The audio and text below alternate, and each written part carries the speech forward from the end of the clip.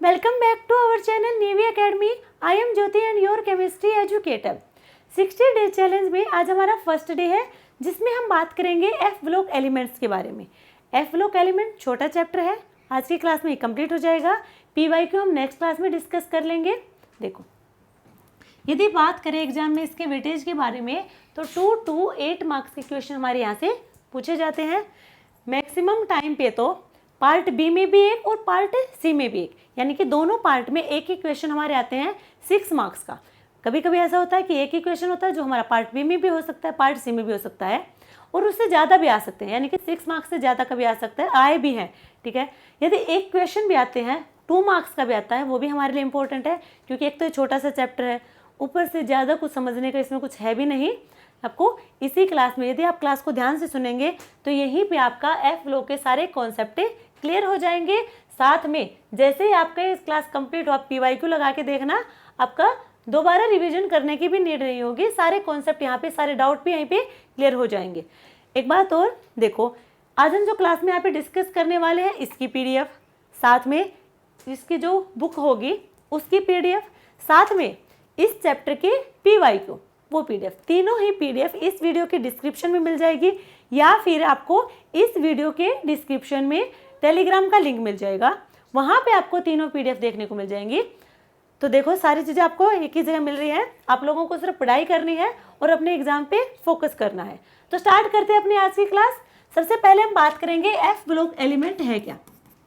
देखो, last electron और differentiating electron, last electron and differentiating electron enters into n-2 f subshell, यानी कि किसी भी एलिमेंट का last electron n-2 f subshell में एंटर करता है तो वो एलिमेंट होगा एफ ब्लॉक के एलिमेंट्स का, एफ ब्लॉक एलिमेंट होगा वो।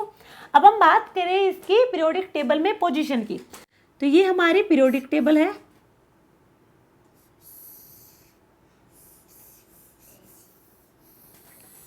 ये हमारी पीरियोडिक टेबल है कुछ इस टाइप की। पीरियोडिक टेबल के लेफ्ट साइड में है S block element, periodic table के राइट साइड में है पी ब्लॉक एलिमेंट्स, इन दोनों के बीच में होंगे डी ब्लॉक, और डी ब्लॉक एलिमेंट को हम कहेंगे ट्रांजिशन एलिमेंट।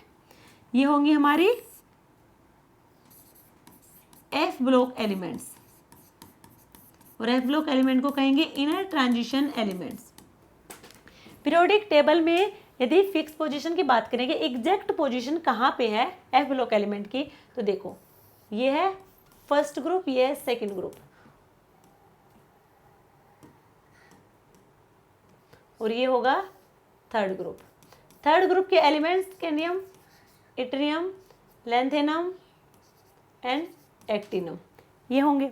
लैंथेनम और एक्टिनम के बाद हमारे 14 एलिमेंट होंगे जो एफ ब्लॉक एलिमेंट्स होंगे, जिन्हें यहाँ पे हम कहेंगे 4F सीरीज या फिर 5F सीरीज। यहाँ पे लैंथेनम के बाद और एक्टिनम के बाद, यानी कि 58 से 71 तक तो होंगे हमारे 4F सीरीज में एलिमेंट, और 90 से 103 तक होंगे हमारे 5F सीरीज में एलिमेंट।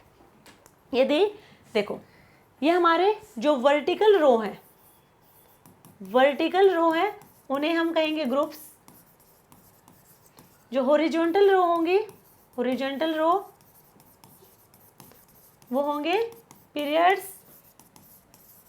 यहाँ पे 6th और 7th पीरियड के एलिमेंट होंगे हमारे एफ ब्लॉक एलिमेंट, 6th और 7th पीरियड में होंगे एफ ब्लॉक के एलिमेंट। अब हम बात करें कि यहाँ पे जो 4F सीरीज है उसमें टोटल एलिमेंट होंगे 14 एलिमेंट्स, और यहाँ पे भी 14 एलिमेंट्स होंगे। कंप्लीट 6th पीरियड में कितने एलिमेंट होंगे और कंप्लीट 7th पीरियड में कितने, तो 4F सीरीज में 14, 5F सीरीज में है। Complete 6th and 7th period में कितने एलिमेंट होंगे, 2 एलिमेंट तो होंगे हमारे एस के,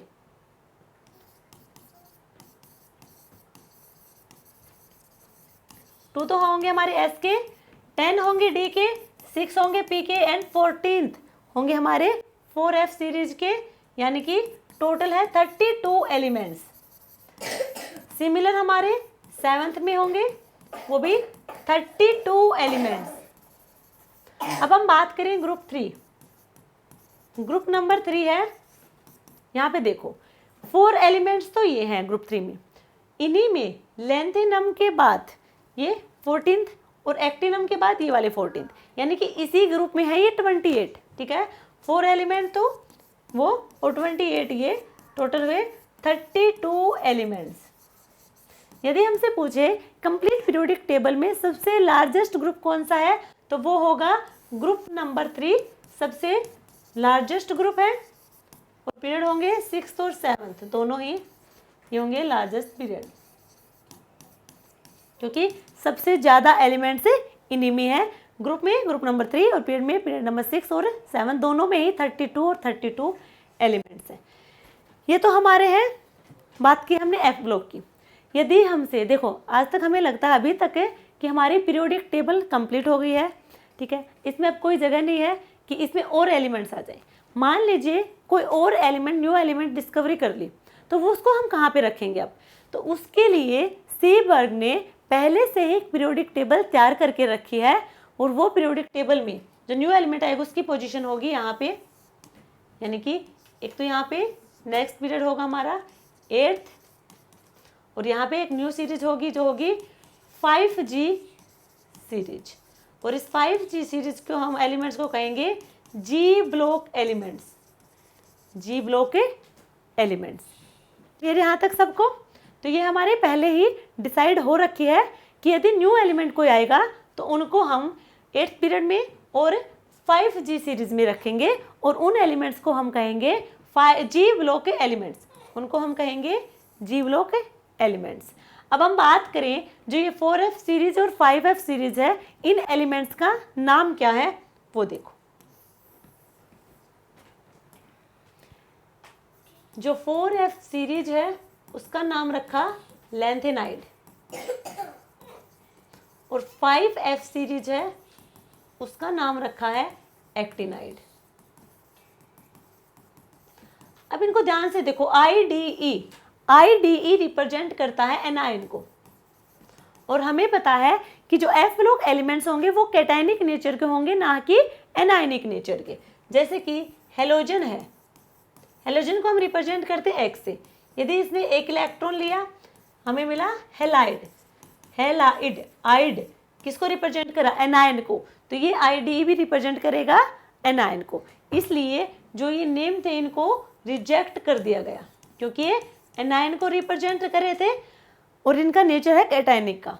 उसके बाद अकॉर्डिंग टू IUPAC इनका नाम रखा गया lanthanoid and actinoid, lanthanoids and actinoids. OID represent करेगा tendency to form compound with anion, यानी कि कैटायनिक नेचर के होंगे और एनायन के साथ मिलके कंपाउंड की फॉर्मेशन देंगे, कंपाउंड की फॉर्मेशन देंगे एनायन के साथ मिलके, तो इनका नाम है लैंथेनोइड और एक्टिनोइड। पहले कंप्लीट जो हमारी एफ ब्लॉक एलिमेंट्स थे सारे के सारे, उनको रेयर अर्थ मेटल भी कहते थे, रेयर अर्थ मेटल। ठीक है, बट आज के टाइम पे सिर्फ और सिर्फ एक्टिनोइड्स को ही रेयर अर्थ मेटल बोलते हैं, रेयर अर्थ मेटल। आज सिर्फ और सिर्फ एक्टिनोइड को रेयर अर्थ मेटल कहेंगे, पहले जो हमारे लैंथेनोइड और एक्टिनोइड दोनों को ही रेयर अर्थ मेटल कहते थे। क्लियर है यहाँ तक सबको? पोजीशन भी बता दी हमने। अच्छा, इनके नंबर ऑफ ऑर्बिटल्स और देख ले एक बार। Total number of orbital in any subshell, किसी भी सबसेल के हमको total number of orbital calculate करने हो तो 2l + 1, l होगा यहाँ पे हमारे पास देखो, ये हमारे पास है SPDF, L होगा यहाँ पे S के लिए 0, P के लिए 1, D के लिए 2 और F के लिए 3। हमें ऑर्बिटल कैलकुलेट करने हो 2l+1 यानी कि यहाँ 1 3 5 7। तो यदि हम F की बात करें तो F ब्लॉक एलिमेंट्स के F ब्लॉक में हमारे टोटल ऑर्बिटल होंगे 7 और एक ऑर्बिटल में 2 इलेक्ट्रॉन फिल करते हैं हम ऑपोजिट स्पिन में। तो टोटल इलेक्ट्रॉन कितने आ सकते हैं F ब्लॉक में? 14 इलेक्ट्रॉन्स, 14 इलेक्ट्रॉन आ सकते हैं और टोटल नंबर ऑफ ऑर्बिटल होंगे 7।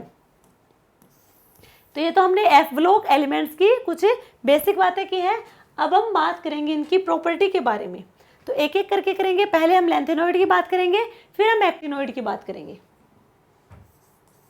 लेंथेनॉइड्स, लेंथेनॉइड्स में जो 14 एलिमेंट है, सबसे पहले हम उनका नाम चेक करेंगे।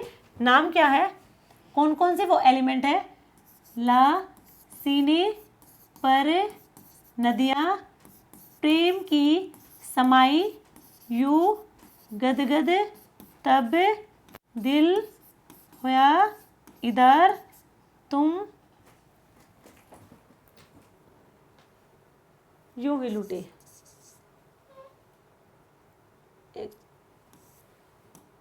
इधर तुम यूं ही लुटे। ठीक है, ये होंगे 1 2 3 4 5 6 7 8 9 10 11 12 13 14 15। ठीक है, होते कितने? 14। यहाँ पे जो लेंथेनम है, लेंथेनम हमारा F ब्लॉक एलिमेंट नहीं है, ये है D ब्लॉक एलिमेंट। ये D ब्लॉक एलिमेंट है क्योंकि इसका लास्ट इलेक्ट्रॉन n-1 D सब सेल में जाएगा, इसलिए ये है D ब्लॉक एलिमेंट। इसको हम स्टडी इनके साथ करते हैं क्योंकि इनकी प्रॉपर्टी यानी कि लेंथेनम की प्रॉपर्टी F ब्लॉक एलिमेंट के साथ मैच करती है। सिमिलर प्रॉपर्टी है, सिमिलर रेडियस होने की वजह से लेंथेनम को हम लेंथेनॉइड्स यानी कि F ब्लॉक एलिमेंट्स के साथ डिस्कस करते हैं। अदरवाइज लेंथेनम हमारा D ब्लॉक एलिमेंट है। क्लियर यहाँ तक सबको? अब हम बात करेंगे लेंथेनॉइड की जनरल प्रॉपर्टी के बारे में। जनरल प्रॉपर्टी में हम सबसे पहले बात करेंगे इलेक्ट्रॉनिक कॉन्फ़िगरेशन।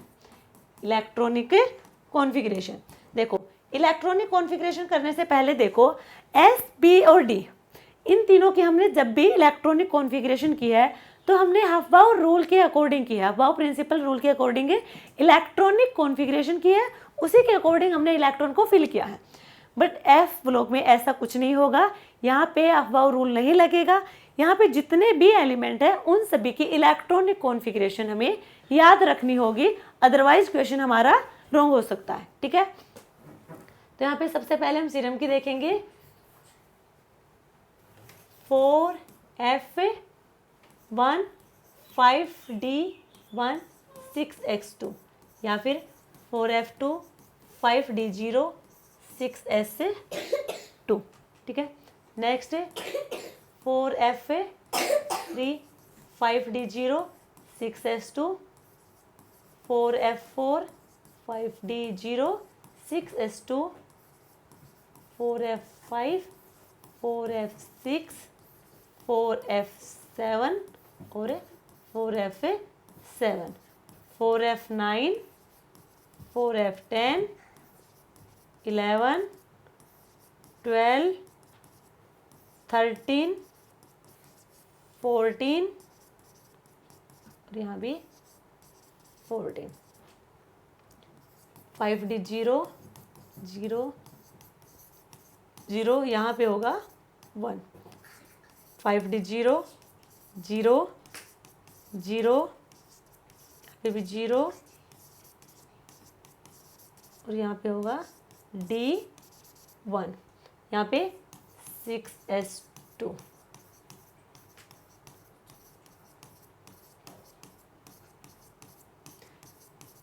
तो ये तो है इसकी इलेक्ट्रॉनिक कॉन्फ़िगरेशन।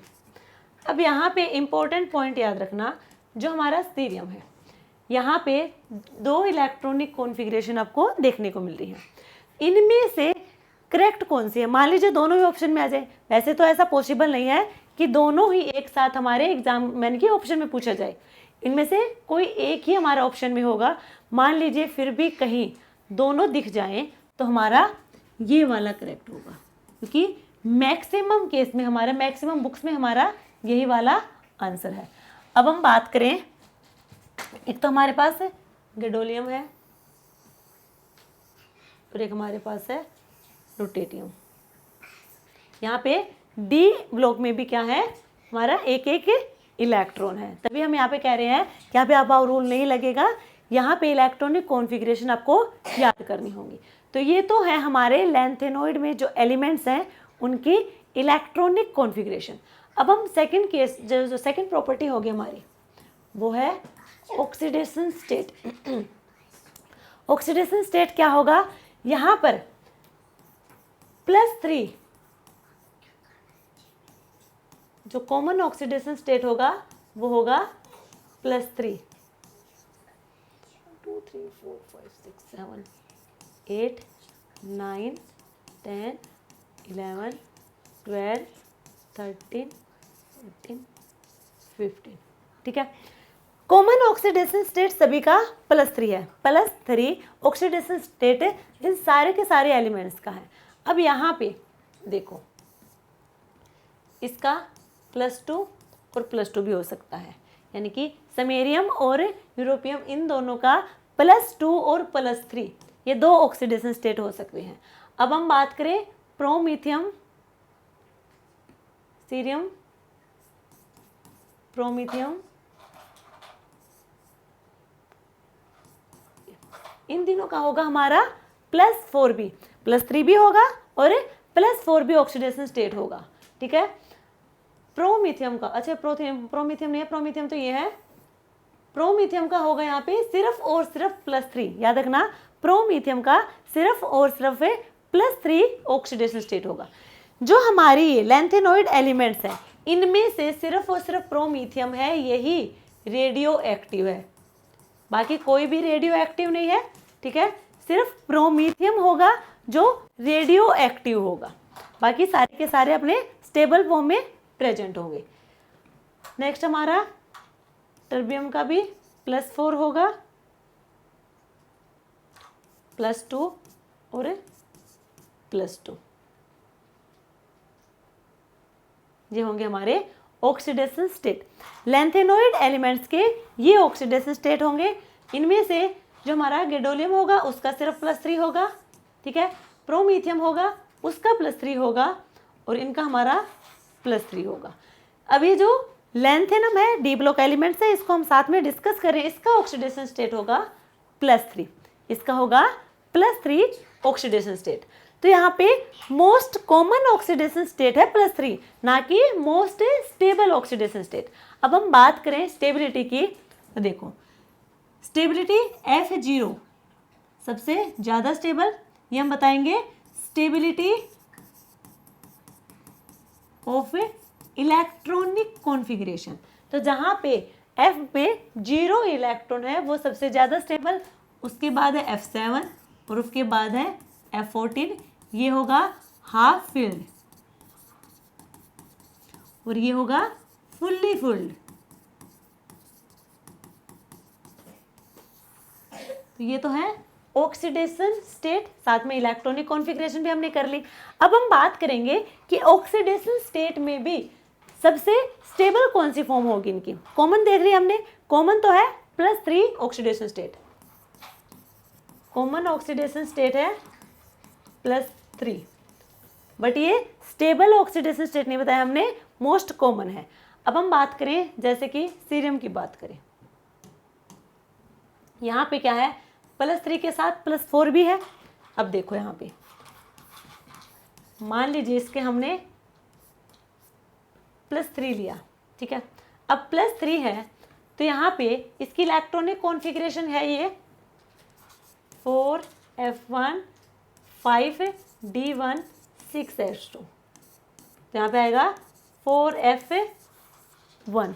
ठीक है, अब ये एक इलेक्ट्रॉन रिलीज कर दे, एक इलेक्ट्रॉन रिलीज करे, सॉरी प्लस नहीं माइनस करे, तो यहाँ पे क्या आएगा सीरियम +4, सीरियम +4 आएगा। तो अब इसकी इलेक्ट्रॉनिक कॉन्फ़िगरेशन होगी 4f0 और हमें पता है f0 ज़्यादा स्टेबल होगा f1 से, f0 ज़्यादा स्टेबल होगा f1 से।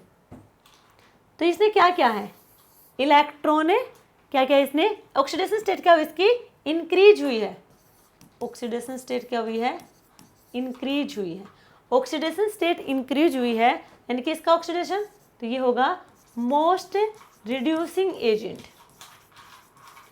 Most reducing agent.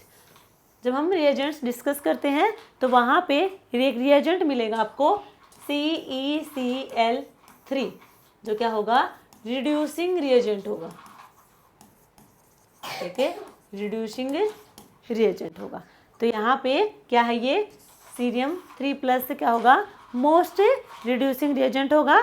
ये ज़्यादा स्टेबल होगी हमारी +4 वाली ऑक्सीडेशन स्टेट है, क्योंकि यहाँ पे F0 इलेक्ट्रॉनिक कॉन्फ़िगरेशन देखने को मिलेगी, जो ज़्यादा स्टेबल होगी F1 के कंपैरिजन में। तो ये तो हमने बात की है सीरियम के बारे में। नेक्स्ट यदि हम बात करें, मान लीजिए हम बात करें यूरोपियम की, चलिए यही डिस्कस कर लेते हैं हम यूरोपियम की।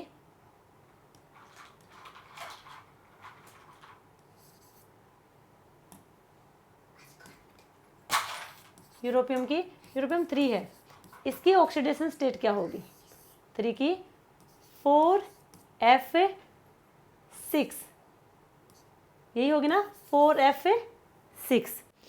अब यहाँ पे हम 2 की बात करें, एक इलेक्ट्रॉन इसने गेन किया है, तो यहाँ पे मिलेगा यूरोपियम +2, तो यहाँ पे था 4F6, यहाँ पे होगा 4F7। F7 ज़्यादा स्टेबल होगा या फिर F6, हमें पता है 7 स्टेबल होगा, क्योंकि ये हमारा हाफ फील्ड ऑर्बिटल है, हाफ फील्ड को रिप्रेजेंट कर रहा है, तो ये होगा ज़्यादा स्टेबल। तो इसने एक इलेक्ट्रॉन को गेन किया है, एक इलेक्ट्रॉन को गेन किया है, इसका हुआ है रिडक्शन, रिडक्शन हुआ है, तो इसे हम कहेंगे most oxidizing agent, most oxidizing agent, most oxidizing agent. Clear यहाँ तक? अब देखो यहाँ पे गडोलियम है, अब गडोलियम है +3 ऑक्सीडेशन स्टेट, +3 है, एक ही दे रखी है। अब यहाँ पे +3 ऑक्सीडेशन स्टेट में इसकी इलेक्ट्रॉनिक कॉन्फ़िगरेशन होगी 4F7, और ये क्या है, हाफ फील्ड, ये है हाफ फील्ड जो स्टेबल होगी, ठीक है। सेम यहीं पे लुटेडियम में होगी, यहाँ पे भी क्या है, +3। अब लुटेडियम +3 है, तो इसकी इलेक्ट्रॉनिक कॉन्फ़िगरेशन अब होगी, तो 14 आएगा यहाँ पे, 4F14, ये होगा फुल्ली फील्ड, और फुल्ली फील्ड क्या होगी, स्टेबल, स्टेबल इलेक्ट्रॉनिक कॉन्फ़िगरेशन होगी। तो ये होंगे हमारे पास। अब हम बात करें स्मेरियम की, स्मेरियम की,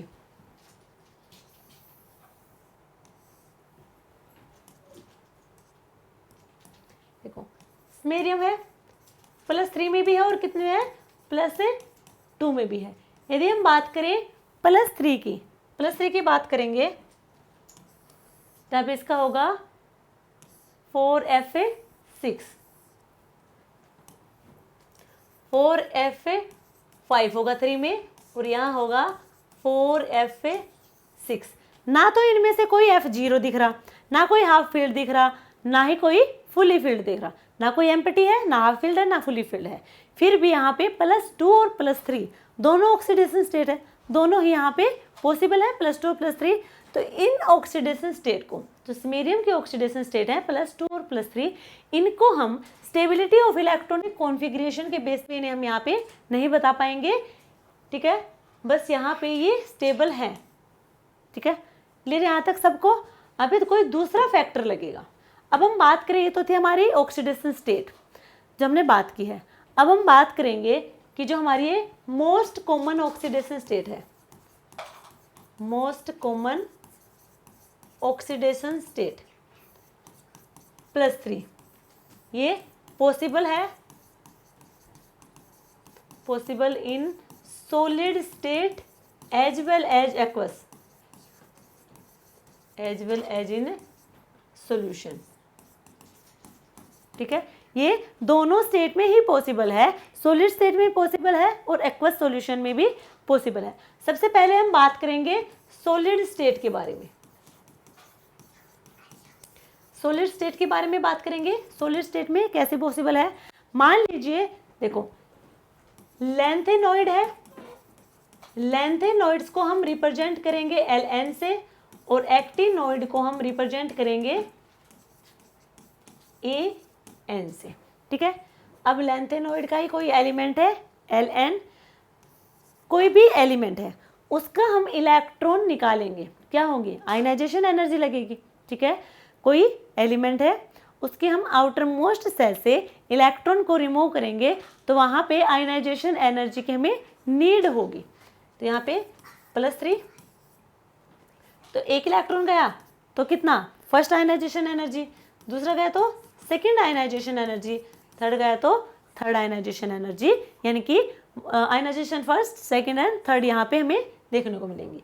अब ये आयनाइजेशन एनर्जी है, आयनाइजेशन एनर्जी का क्या होती है कि आउटर मोस्ट सेल से इलेक्ट्रॉन का रिमूवल और वहाँ पे हमें एनर्जी की नीड होगी, एनर्जी इज नीडेड। जब एनर्जी की हमें रिक्वायरमेंट होती है तो वहाँ पे होगी एंडोथर्मिक रिएक्शन, वहाँ पे होती है एंडोथर्मिक कंडीशन होगी। और जहाँ पे एनर्जी रिलीज होगी, जहाँ पे एनर्जी रिलीज होगी वहाँ पे होगी एक्जोथर्मिक, जहाँ पे रिलीज होगी वहाँ पे होगी एक्जोथर्मिक। और एफ ब्लॉक एलिमेंट्स में, एफ ब्लॉक के एलिमेंट्स में लैटिस एनर्जी यहाँ पे रिलीज होगी, लैटिस एनर्जी रिलीज होगी। और लैटिस एनर्जी डिपेंड करेगी चार्ज अपॉन साइज के, चार्ज अपॉन साइज, चार्ज होगा यहाँ पे हाई और साइज होगा यहाँ पे स्मॉल, स्मॉल साइज तो लैटिस एनर्जी क्या होगी, हाई होगी। लैटिस एनर्जी हाई होगी आयनाइजेशन एनर्जी के तीनों के सम के कंपैरिजन में। तो ये कैसी है, यहाँ पे लैटिस एनर्जी में एनर्जी रिलीज होगी, ठीक है, एनर्जी रिलीज होगी तो ये कैसा होगा, एक्सोथर्मिक नेचर होगा। और यहाँ पे एनर्जी की रिक्वायर होगी तो ये होगी एंडोथर्मिक। यदि ओवरऑल हम बात करें तो लैटिस एनर्जी ज़्यादा आयनाइजेशन एनर्जी से, यानी कि एक्सोथर्मिक कंडीशन होगी यहाँ पे ज़्यादा। अब हम बात करें यानी कि एनर्जी यहाँ पे क्या हुई, रिलीज हुई है, तो डेल H होगा वो क्या होगा, नेगेटिव होगा। अब हम बात करें क्या ये रिएक्शन स्पॉन्टेनियस होगी या फिर नॉन स्पॉन्टेनियस होगी। वैसे तो हम डेल H के बेस पे कभी भी स्पॉन्टेनिटी को नहीं बताएंगे, स्पॉन्टेनिटी को हम गिब्स फ्री एनर्जी के बेस पे बताएंगे। और गिब्स फ्री एनर्जी यहाँ पे क्या होगी, फिजिबल होगी, सॉरी डेल G होगी यहाँ पे लेस देन 0 होगी, लेस देन 0 होगी तो फिजिबल और स्पॉन्टेनिटी इसकी स्पॉन्टेनियस नेचर का होगा। तो यहाँ पे होगी एक्सोथर्मिक कंडीशन होगी और स्पॉन्टेनियस प्रोसेस होगी यहाँ पे। क्लियर यहाँ पे सबको, यहाँ पे ये तो हमने देख लिया। हम कर क्या रहे हैं, ये हमारे पास कोई मेटल है, सॉलिड फॉर्म में है मेटल, ठीक है। अगर हम उस सॉलिड को हीट दे, हम उस सॉलिड को हीट दे तो वो क्या करेगा, अब वो थोड़ा उसके आयंस यानी कि गैसेस फॉर्म में कन्वर्ट होंगे, गैसेस फॉर्म में तो कन्वर्ट होंगे, बट ये सॉलिड में है, मान लीजिए सॉलिड में है, हम सॉलिड की बात करें ये सॉलिड में है। अब सॉलिड स्टेट की खुद की भी तो एक शेप होती है जो फिक्स होती है एक सीक्वेंस में, या फिर जो पैकिंग होती है वो एक सीक्वेंस में लगी होती है सारी। जैसे ही उसे हम हीट करेंगे, इसे ब्रेक करने की कोशिश करेंगे तो उसकी जो फिक्स जो हमारी क्या है सॉरी क्लोज पैकिंग है वो क्या हो जाएगी, डिस्टर्ब हो जाएगी, क्या हो जाएगी, वो डिस्टर्ब हो जाएगी। क्लियर यहाँ तक सबको। तो ये था हमने बात किया है सॉलिड स्टेट के बारे में। सॉलिड स्टेट में लैटिस एनर्जी ज़्यादा होगी आयनाइजेशन एनर्जी के कंपैरिजन में, और लैटिस एनर्जी यहाँ पे क्या होगी, रिलीज होती है। जहाँ एनर्जी रिलीज होगी वो होगी एक्सोथर्मिक, जहाँ पे एनर्जी की रिक्वायरमेंट होगी वो होगी एंडोथर्मिक। तो यहाँ पे एक्सोथर्मिक होगी ज़्यादा एंडोथर्मिक के कंपैरिजन में। सिमिलर हमारा सेकंड होगा,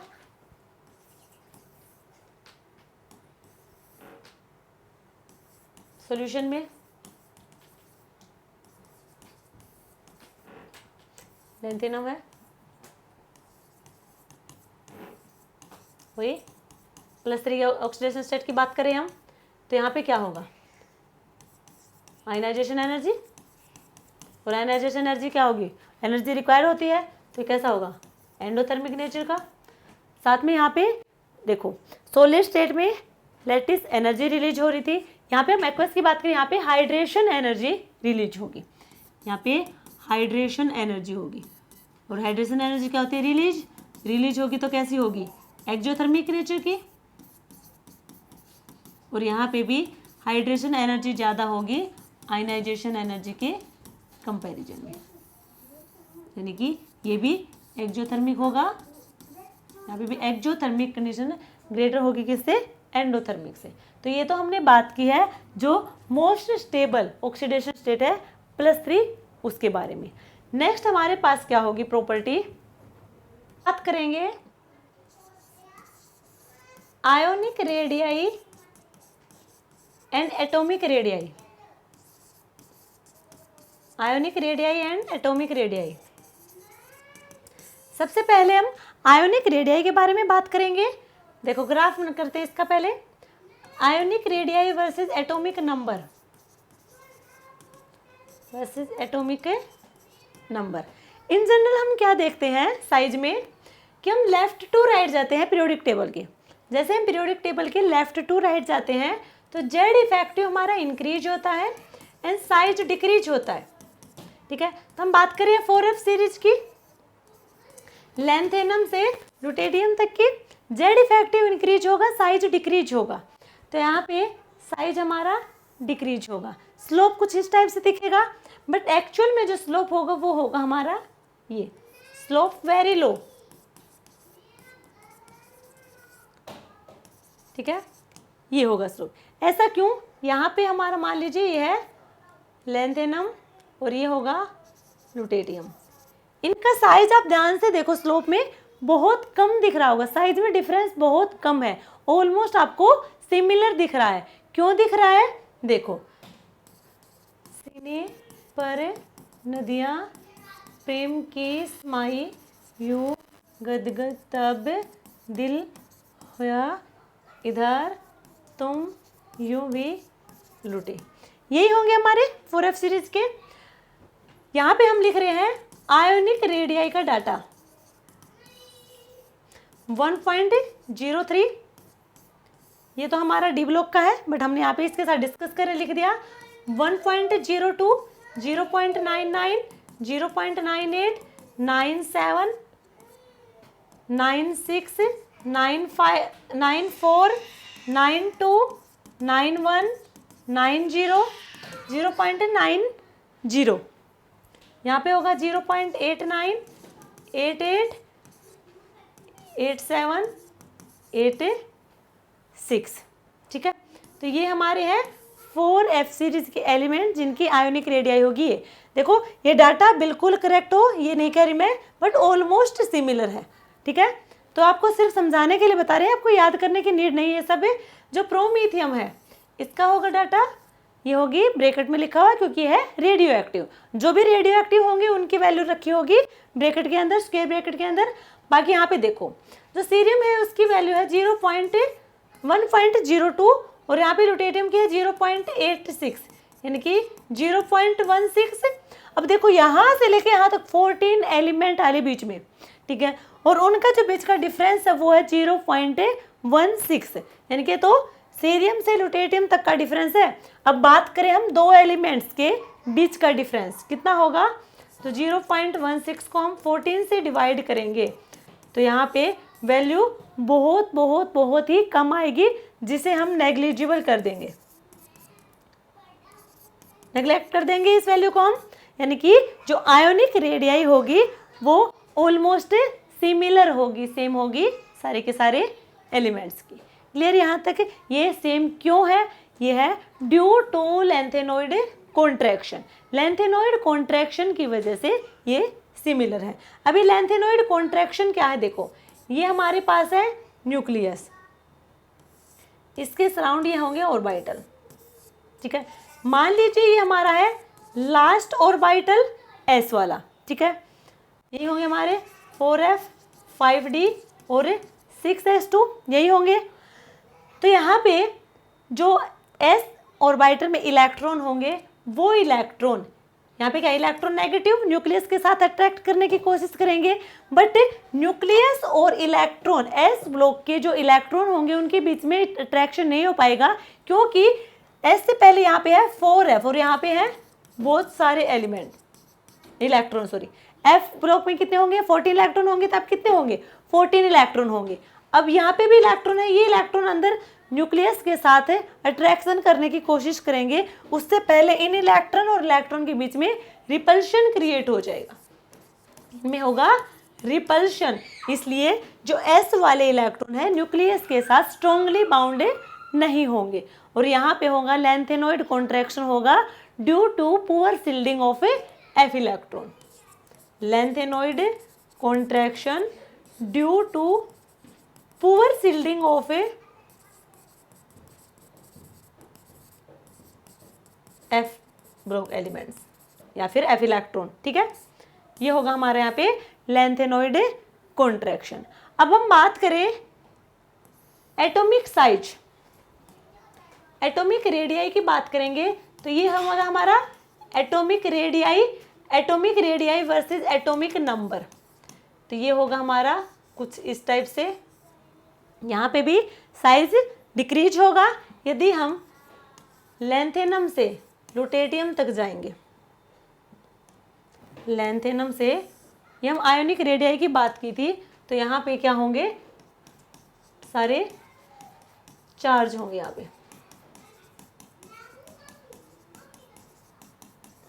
ठीक है।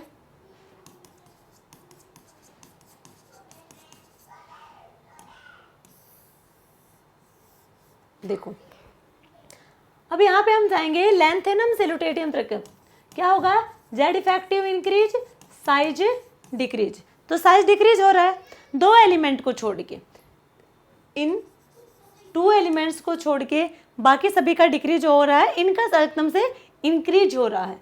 ये होगा हमारा यूरोपियम और एक होगा हमारा इटोपियम, ठीक है।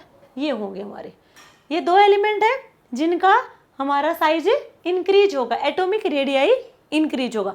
आयोनिक रेडियाई तो कंटिन्यूअसली डिक्रीज हो रही है, एटॉमिक रेडियाई इन 2 एलिमेंट की इंक्रीज होगी, बाकी सबकी डिक्रीज होगी। क्लियर यहाँ तक सबको।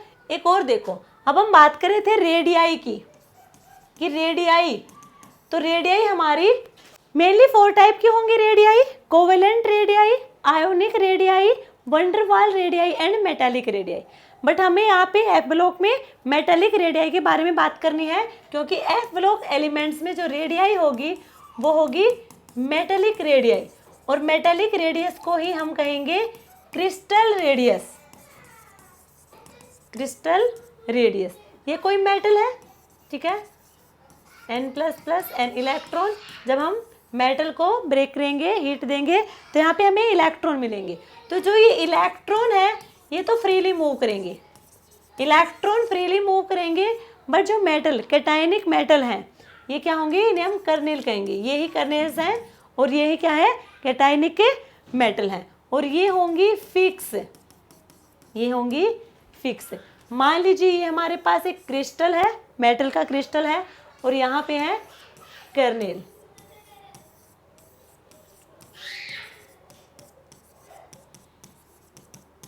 ये होंगे, और यहाँ पे क्या होंगे इलेक्ट्रॉन। जो ये इलेक्ट्रॉन है ये फ्रीली मूव करेगा, ये इस क्रिस्टल से बाहर नहीं गया है, ठीक है, ये इलेक्ट्रॉन क्रिस्टल से बाहर नहीं जाएगा, ये क्रिस्टल के अंदर ही रहेगा, ये इलेक्ट्रॉन इसी के अंदर फ्रीली मूव करते रहेंगे, ठीक है, क्रिस्टल से बाहर ये नहीं जाएंगे। यहाँ तक क्लियर है सबको। अब हम बात करें यदि मेटालिक बॉन्डिंग की, तो मेटालिक बॉन्डिंग क्या है, मेटालिक बॉन्डिंग होगी जो हमारे जैसे कि सोडियम, मैग्नीशियम, एल्यूमिनियम, ये 3 मेटल लिए हमने, सोडियम प्लस, मैग्नीशियम 2+, एल्यूमिनियम 3+। यहाँ पे कितने इलेक्ट्रॉन गए हैं, यहाँ पे +1 है, यहाँ पे 2 है, यहाँ पे 3। इसका मतलब है जो सोडियम मेटल होगी वो 1 इलेक्ट्रॉन्स के साथ मेटालिक बॉन्डिंग करेगी, मैग्नीशियम होगी 2 इलेक्ट्रॉन के साथ मेटालिक बॉन्डिंग करेगी, एल्यूमिनियम होगी वो 3 इलेक्ट्रॉन के साथ मेटालिक बॉन्डिंग करेगी, ठीक है। यहाँ पे जो हम 4f सीरीज के एलिमेंट्स की बात कर रहे हैं वो सारी की सारी ही 3 इलेक्ट्रॉन के साथ मेटालिक बॉन्डिंग शो करेगी, क्योंकि यहाँ पे जो मोस्ट कॉमन ऑक्सीडेशन स्टेट है वो है 3। तो यहाँ पे सारी की सारी मेटल +3 के साथ है, या फिर हम कहें 3 इलेक्ट्रॉन के साथ मेटालिक बॉन्डिंग शो करेंगी, छोड़ के इन 2 मेटल्स को ये 2 इलेक्ट्रॉन के साथ मेटालिक बॉन्डिंग शो करेंगे, क्योंकि ये अपने 2 इलेक्ट्रॉन जब डोनेट करेंगे तो एक तो हमारा होगा हाफ फील्ड और दूसरा हमारा फुल्ली फील्ड, यानी कि स्टेबल इलेक्ट्रॉनिक कॉन्फ़िगरेशन को अटेन करेंगे। इसीलिए सिर्फ ये 2 मेटल होंगी 4f सीरीज में जो 2 इलेक्ट्रॉन के साथ मेटालिक बॉन्डिंग करेंगे, बाकी सारी की सारी मेटल 3 इलेक्ट्रॉन के साथ मेटालिक बॉन्डिंग शो करेंगी। क्लियर यहां तक सबको?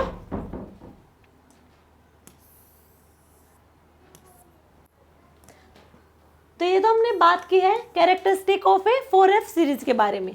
अब हम बात करेंगे कॉन्सिक्वेंसेज ऑफ ए लैंथेनॉइड्स। देखो हमारे पास है ये एलिमेंट है, हम सिर्फ डी ब्लॉक के, और ये हम दिखाएंगे पोस्ट लैंथेनॉइड का 4D एंड, या फिर हम कहा 4D एंड 5D में, या फिर हम कहें 4th पीरियड में और 5th पीरियड में रिलेशन दिखाएंगे। ठीक है, देखो माला ऐसे शक्ति व कर्मन फी कोनी कुंजन। ठीक है, तिवारी नवाब थे क्रोल मोल वाले मंतक्रेस फिरू ओपनिंग कौन रहता है इधर, नी पढ़ोगे पिटोगे ऊपर AGAU जिन्नी कनाडा होगी, यही होंगे। अब देखो जो हमारी पोस्ट लैंथेनॉइड की बात करें हैं, यानी कि लैंथेनम के बाद आएंगे वो यहाँ पे हैं, लैंथेनम के बाद 14th एलिमेंट, उसके बाद ये होगा। ठीक है, लैंथेनम और ऑफमियम के बीच में 14th एलिमेंट है। अब हम बात करें इन 2 पीरियड का, हम रिलेशन देखेंगे। पहले हम साइज की बात करेंगे। ठीक है, साइज क्या होगा, देखो इनका ऑलमोस्ट सेम होगा, इनका साइज ऑलमोस्ट सेम होगा। 4th और 5th पीरियड के जो एलिमेंट होंगे उनका ऑलमोस्ट साइज सेम होगा। ठीक है, छोड़ के यहाँ पे इट्रियम और लैंथेनम को छोड़ के बाकी सभी एलिमेंट्स का जो साइज होगा वो ऑलमोस्ट सिमिलर होगा। ऑलमोस्ट सिमिलर इसलिए होगा ड्यू टू लैंथेनॉइड कॉन्ट्रैक्शन की वजह से इनका साइज सिमिलर होगा। यहाँ पे लैंथेनॉइड कॉन्ट्रैक्शन लगेगा नहीं, क्योंकि यहाँ पे जो हमारा लैंथेनम इसके बाद में लैंथेनॉइड प्रेजेंट है। ठीक है, तो इनका साइज सिमिलर होगा। यहाँ पे क्लियर है सबको? अब हम बात करें आयनाइजेशन एनर्जी, यहीं पे डिस्कस कर लेंगे आयनाइजेशन एनर्जी को भी।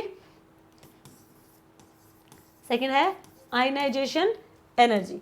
अब आयनाइजेशन एनर्जी क्या होगी, डायरेक्टली प्रोपोर्शनल होता है जेड इफेक्टिव के और इनवर्सली प्रोपोर्शनल होता है साइज के, यही होता है।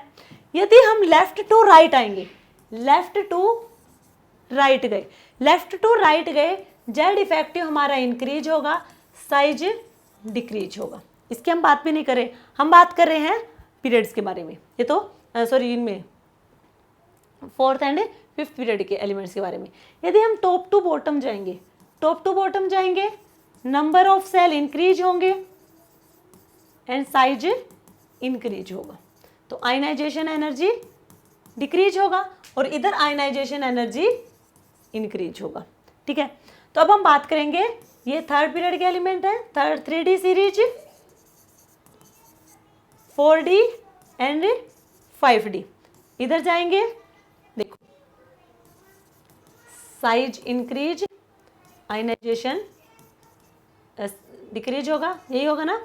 बट यहाँ पे क्या है, लेंथेनॉइड कॉन्ट्रैक्शन की वजह से 4D और 5D का साइज क्या हो जाएगा, सेम हो जाएगा। तो अब एक्चुअल में होगा क्या, 3D से हम 4D पे जाएंगे तो साइज इंक्रीज होगा, तो यहाँ पे आयनाइजेशन एनर्जी डिक्रीज हो जाएगा। अब 4D से 5 पे गए हम तो वहाँ पे साइज होगा सेम, ऑलमोस्ट सेम होगा, तो आयनाइजेशन एनर्जी क्या होगी, क्या ये अब भी डिक्रीज होगी या फिर ये सेम होगी या फिर इंक्रीज होगी। तो आयनाइजेशन एनर्जी यहाँ पे इंक्रीज होगी। क्यों होगी, क्योंकि देख साइज तो सेम है but number of shell increase हुए हैं, नीचे गए तो हम बॉटम की साइड गए तो नंबर ऑफ सेल इंक्रीज हुए हैं और नंबर ऑफ प्रोटॉन भी इंक्रीज हुए हैं, तो आयनाइजेशन एनर्जी इंक्रीज होगी। ठीक है, तो हम क्या, और एक्चुअल में ऑर्डर पूछा जाए कि फर्स्ट आयनाइजेशन एनर्जी का ऑर्डर क्या होगा, तो वो होगा 5D की सबसे ज्यादा, देन 3D और सबसे कम है 4D। फर्स्ट आयनाइजेशन एनर्जी का ऑर्डर होगा ये वाला। क्लियर यहां तक सबको, आयनाइजेशन एनर्जी भी। अब हम बात करेंगे यहीं पे डेंसिटी के बारे में। थर्ड पॉइंट हमारे पास है डेंसिटी। डेंसिटी क्या होगा, mass upon volume, mass upon volume. मास increase, density increase, volume increase, density decrease, यही होगा। अब यहाँ पे देखो ये हमारे पास है 3D, 4D, 5D, top to bottom जाएंगे तो मास हमारा इंक्रीज करेगा, मास इंक्रीज करेगा। अब बात करेंगे वॉल्यूम की। वॉल्यूम 3D से 4D पे जाएगा तो वॉल्यूम हमारा यहाँ पे इंक्रीज होगा, बट यहाँ पे वॉल्यूम सेम हो जाएगा, वॉल्यूम होगी सेम। ठीक है, तो यहाँ पे अब क्या करेंगे, जो हमारी डेंसिटी होगी वो डिपेंड करेगी मास पे। अब मास इंक्रीज है तो डेंसिटी भी इंक्रीज करेगी, तो हम कहेंगे 3D से 4D पे जाएंगे या फिर हम कहें 3D से 5D तक जाएंगे तो डेंसिटी यहाँ पे इंक्रीज करेगी, डेंसिटी होगी इंक्रीज। और डेंसिटी होगी, डेंसिटी के होंगे दो फैक्टर, एक होगा मास फैक्टर, ठीक है, वो दूसरा होगा close packing factor. Mass factor, mass increase, density increase. Close packing में क्या होगा, देखो कोई भी क्रिस्टल है, कोई क्रिस्टल है, मेटल क्रिस्टल है, ये है मेटल क्रिस्टल। जब हम इसे हीट देंगे, मेटल क्रिस्टल को जब हम हीट देंगे तो ये डिसोसिएट हो जाएगा या फिर हम कहें सेपरेशन दिखाएगा, ये गैसियस स्टेट में जाएंगे। किस में जाएंगे, गैसियस फॉर्म में जाएंगे, गैसियस फॉर्म में जाएंगे। तो यहाँ पे क्या है, अब ये जो हीट है इसे हम कहेंगे heat of atomisation, heat of atomisation. और हीट ऑफ एटमाइजेशन डिपेंड करेगी, heat of atomisation directly proportional होगी number of unpaired electron, number of unpaired electrons के heat of atomisation directly proportional होगी, यानी कि जितने ज़्यादा फ्री इलेक्ट्रॉन यहाँ पे प्रेजेंट होंगे उतनी ही हीट ऑफ एटमाइजेशन ज़्यादा होगी। और दूसरा होगा फोर्स ऑफ अट्रैक्शन के भी डायरेक्टली प्रोपोर्शनल होगी। तो ये है हीट ऑफ एटमाइजेशन। तो यहाँ पे हमने बात की है, साइज की बात कर ली है कॉन्सिक्वेंसेज में, आयनाइजेशन एनर्जी की बात की है, और अब हमने बात की यहाँ पे डेंसिटी के बारे में। फोर्थ पॉइंट है यहाँ पे difficulties in separation, difficulties in separation. देखो सभी को पता है जो हमारे लेंथेनॉइड हैं उनकी जो यानी कि 4f सीरीज है, 4f सीरीज के सारे एलिमेंट्स का जो आयोनिक रेडियाई होगा वो ऑलमोस्ट सिमिलर है, या फिर हम कहें सभी के सभी एलिमेंट्स की जो प्रॉपर्टी होंगी वो सिमिलर होंगी और जो उनका साइज होगा वो भी ऑलमोस्ट सिमिलर होगा। सिमिलर होने की वजह से, और इनके साइज में ज़्यादा डिफरेंस है भी नहीं, तो ये सारे के सारे जो एलिमेंट्स हैं हमारे लेंथेनॉइड वाले वो एक और में हमें मिल सकते हैं। मान लीजिए एक और है और इस और में हमें सारे के सारे लेंथेनॉइड एलिमेंट्स मिल सकते हैं due to similar properties and similar size की वजह से। जो प्रोमीथियम होगा ये एक रेडियो एक्टिव है और ये हमें लेस इन अमाउंट मिलेगा या फिर ना भी मिले, ठीक है। प्रोमीथियम एक ऐसा एलिमेंट होगा जो सबसे कम अमाउंट में होगा या फिर ना भी हो, ठीक है। बाकी जो एलिमेंट होंगे वो हमें एक और में मिल सकते हैं, ठीक है, और उनकी प्रॉपर्टी सेम है, साइज सेम है, तो उन्हें सेपरेट करना भी डिफिकल्ट होगा। ये है हमारी fourth property, fourth consequences. Fifth होगा हमारा बेसिक स्ट्रेंथ। बेसिक स्ट्रेंथ, अब हम बात करेंगे बेसिक स्ट्रेंथ की। लैंथेनम से हम जाएंगे रुटेटियम की तरफ, ठीक है। अब ये जो लैंथेनम है, लैंथेनम हाइड्रोक्साइड से रुटेटियम हाइड्रोक्साइड, लेफ्ट टू राइट जाएंगे, साइज इंक्रीज होगा, साइज इंक्रीज होगा, सॉरी साइज डिक्रीज होगा, ठीक है। लेफ्ट टू राइट जाएंगे, साइज डिक्रीज होगा। इतना क्लियर है। अब हमें बतानी है बेसिक स्ट्रेंथ और एसिडिक स्ट्रेंथ। बेसिक स्ट्रेंथ होगी वो तो डायरेक्टली प्रोपोर्शनल होगी हमारे आयोनिक कैरेक्टर के, और जो एसिडिक स्ट्रेंथ होगी वो डायरेक्टली प्रोपोर्शनल होगी कोवेलेंट कैरेक्टर के।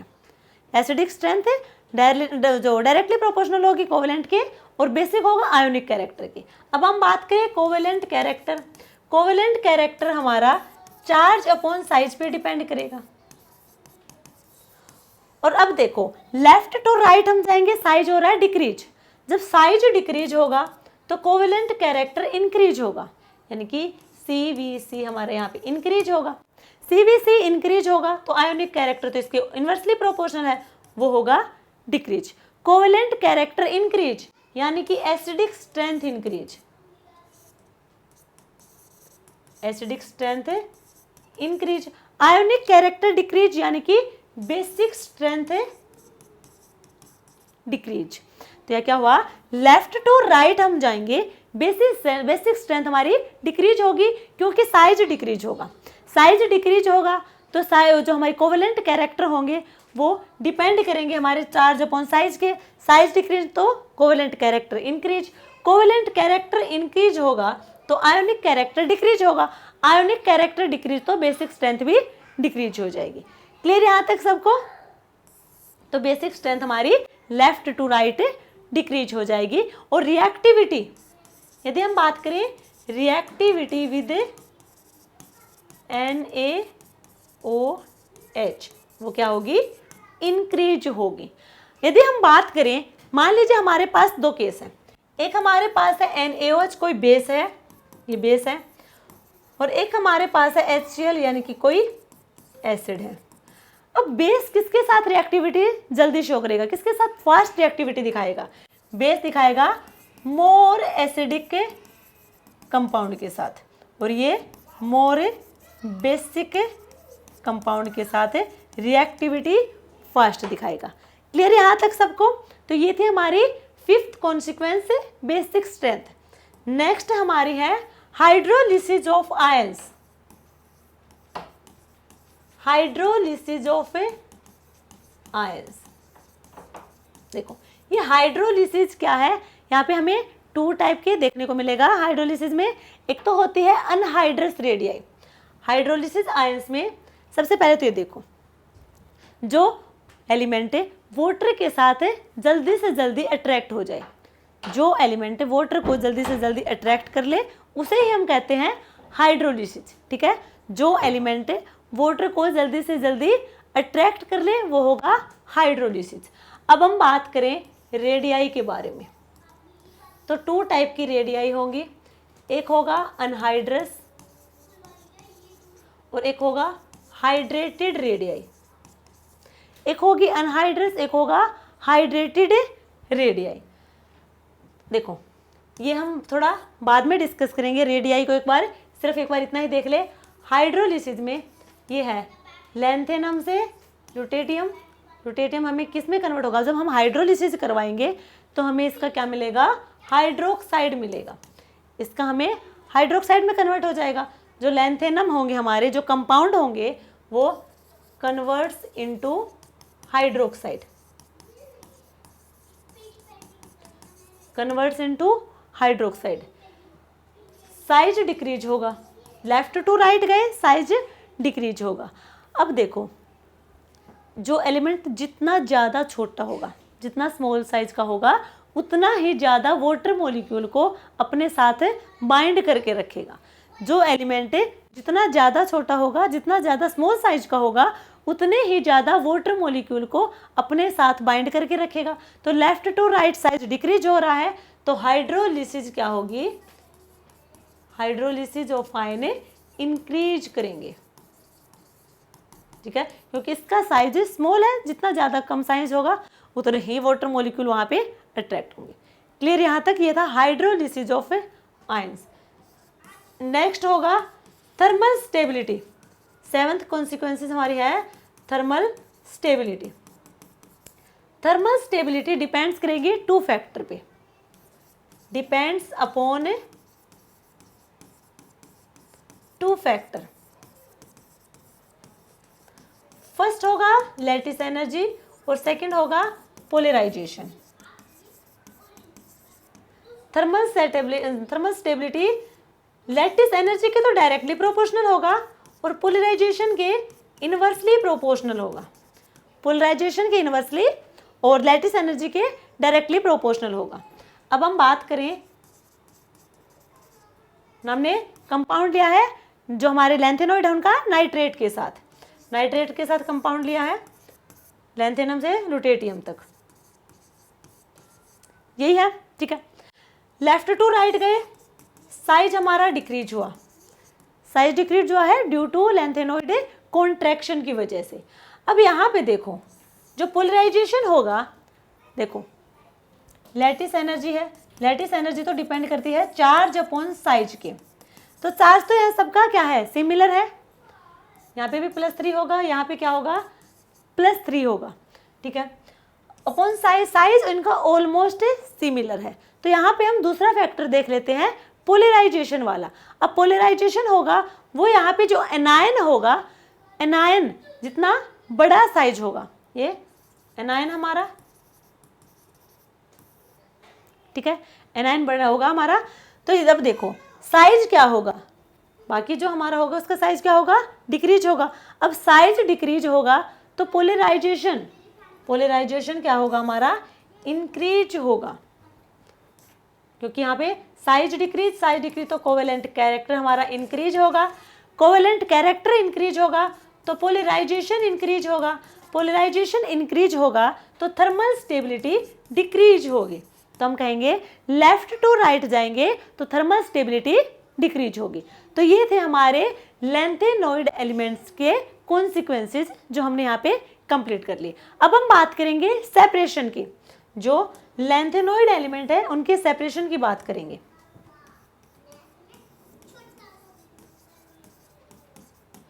सेपरेशन ऑफ ए लैंथेनॉइड्स, ठीक है। देखो कोई और है, हमने बताया कोई एक और है, उसमें ऑलमोस्ट हमारे सारे के सारे एलिमेंट्स प्रेजेंट हो सकते हैं 4F सीरीज के, और उनको जो हम करेंगे सेपरेट, तो सेपरेट करने में भी डिफिकल्टी होगी क्योंकि उनकी प्रॉपर्टी सिमिलर है, उनका साइज ऑलमोस्ट सिमिलर है, तो उन्हें सेपरेट करना इतना भी इजी नहीं होगा। तो इन और को हम मेनली तो हम यहाँ पे 3 टाइप के पहले और देखेंगे कि कौन कौन से और हो सकते हैं जिनमें ये एलिमेंट्स प्रेजेंट होंगे। एक तो होगा मोनाजाइट और, सेकंड हो गया सिराइट और, थर्ड होगा बासनेसाइट और। ये 3 और हैं जिनमें लैंथेनॉइड प्रेजेंट हो सकते हैं। अब हम बात करें मोनाजाइट और, यहाँ पे हमें मिलेंगे phosphate of lighter lanthanoid elements, ठीक है। सिराइट और में होंगे डबल चेन सिलिका वाले, double chain silica, and third हमारे पास वहां पे होंगे फ्लोरोकार्बोनेट। तो ये तो हमने देख लिया, और में से इन एलिमेंट्स को निकालना डिफिकल्ट है, तो इनको हम सेपरेट किन किन मेथड से कर सकते हैं वो देखो। इनको हम प्रेसिपिटेशन की हेल्प से सेपरेट कर सकते हैं, क्रिस्टलाइजेशन की हेल्प से सेपरेट कर सकते हैं, कॉम्प्लेक्स फॉर्मेशन एबिलिटी की हेल्प से सेपरेट कर सकते हैं हम इसे, सोलवेंट एक्सट्रैक्शन की हेल्प से सेपरेट कर सकते हैं हम, और दूसरी लास्ट होगा हमारा आयन एक्सचेंज की हेल्प से भी सेपरेट कर सकते हैं इन ओर्स से हम एलिमेंट्स को। ठीक है, तो ये हमारे पास कुछ मेथड है जिनकी हेल्प से हम लैंथेनॉइड एलिमेंट्स को ओर में से हम सेपरेट कर सकते हैं। तो सबसे पहले हम डिस्कस करेंगे प्रेसिपिटेशन के बारे में। प्रेसिपिटेशन मेथड, प्रेसिपिटेशन मेथड में क्या होगा, देखो थोड़ा ध्यान से देखना। वैसे इसका यूज सबसे कम होता है, जो हमारा प्रेसिपिटेशन मेथड है इसका यूज ना के बराबर है, सबसे कम यूज इसी मेथड का हम करते हैं। मान लीजिए हमारे पास कोई कंपाउंड है, ठीक है, उसमें बहुत सारे एलिमेंट प्रेजेंट है, कंपाउंड है, यहाँ पे हमें करना है सेपरेट। तो हम क्या करेंगे, जो हमारे पास कंपाउंड है, मान लीजिए कोई कंपाउंड है एक्स, और इस एक्स कंपाउंड में हमें कोई रिएजेंट ऐसा डालना है, इस कंपाउंड में कोई ऐसा रिएजेंट डालना है जो पीपीटी बनाए, जो क्या करे, पीपीटी बनाए। ठीक है, तो इस रिएजेंट को हम कहेंगे प्रेसिपिटेटिंग रिएजेंट, प्रेसिपिटेटिंग रिएजेंट, क्योंकि ये रिएजेंट प्रेसिपिटेट बनाएंगे तो इसे हम कहेंगे प्रेसिपिटेटिंग रिएजेंट। कोई कंपाउंड एक्स है, उसमें हमने कोई रिएजेंट डाला और वहां से हमें मिलेंगे प्रेसिपिटेशन। और प्रेसिपिटेशन मिलेंगे कब, ये देखो, जो मॉलिक्यूल यानी कि जो कंपाउंड हमारे पास है वो जितना कम जो सोल्यूबल होगा, जो कंपाउंड जितना कम सोल्यूबल होगा रिएजेंट के साथ है, वो उतना ही जल्दी प्रेसिपिटेट बनाएगा। तो वो डिजोल हो जाएगा। कोई कंपाउंड है उसमें रिएजेंट डाला, वो डिजोल हो गया, और वो डिजोल होगा तो उसके पीपीटी कैसे बनेंगे, पीपीटी तो तभी बनेंगे जब वो डिजोल ना हो। तो जो मॉलिक्यूल सबसे कम डिजोल होगा उसके प्रेसिपिटेशन सबसे पहले बनेंगे, जो सबसे ज़्यादा डिजोल होगा उसके धीरे धीरे प्रेसिपिटेट बनेंगे। क्लियर यहाँ तक सबको। और प्रेसिपिटेशन है ये, इसका यूज सबसे कम हम करते हैं। रिएक्टिविटी की हम बात करें, रिएक्टिविटी की हम बात करें तो रिएक्टिविटी अभी हमने बताया था, रिएक्टिविटी होगी इंक्रीज लेफ्ट टू राइट। यहाँ तक क्लियर है सबको। फर्स्ट वाला मेथड जो हमने सेपरेटिंग मेथड देखा है। सेकंड है solvent extraction method, solvent extraction method. जो सोलवेंट एक्सट्रैक्शन मेथड होगा ये mainly depends upon partition coefficient.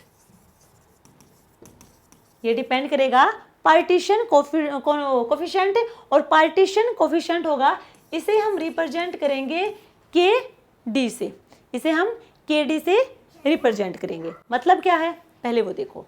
इसमें ये है हमारे पास कोई कंपाउंड है, ये हमारे पास कोई कंपाउंड है एक्स, ये एक्स कंपाउंड है। ठीक है, इस कंपाउंड एक्स में मान लीजिए वाटर है।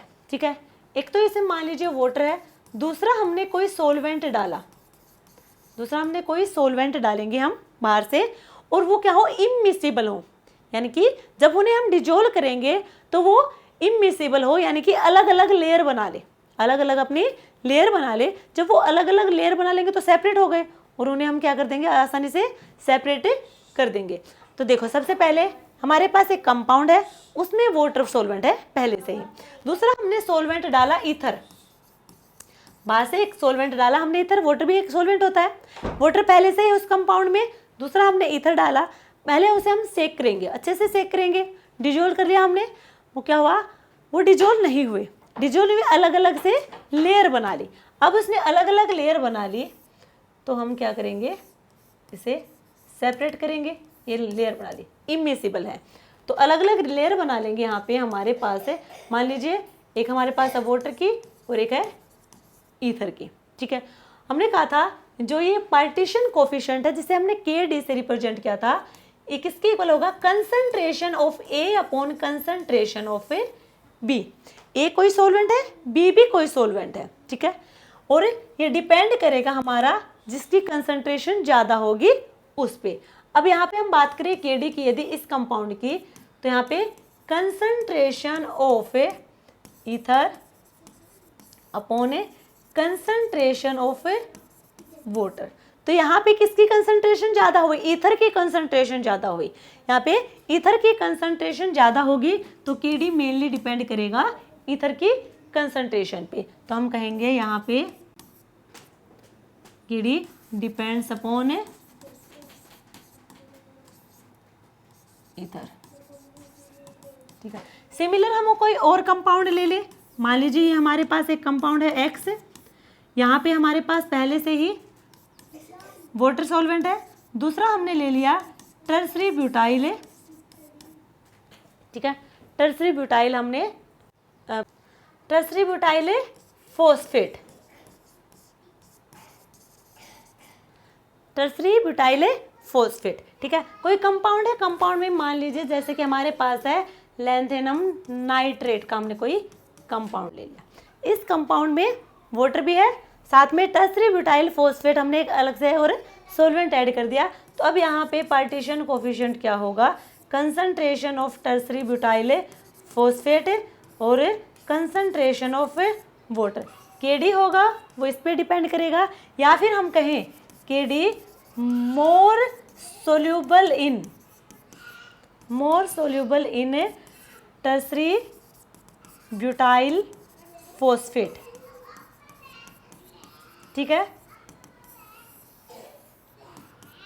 क्लियर यहां तक सबको? तो ये हमने बात की थी सॉल्वेंट एक्सट्रैक्शन मेथड। जो नेक्स्ट होगा हमारे पास वो होगा ion exchange method. Ion exchange method, ion exchange यानी कि किसी आयन का एक्सचेंज होगा। ठीक है, देखो सबसे पहले हमारे पास है ये एक ब्यूरेट टाइप का है, इसके अंदर है रेजिन। अब ये रेजिन क्या है? ये कोई ऑर्गेनिक कंपाउंड है। ठीक है, या फिर हम कहें 3D क्रॉस लिंक।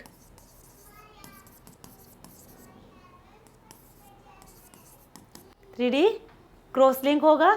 दूसरा रेजिन होगा हमारा, वो मे बी बेसिक और एसिडिक।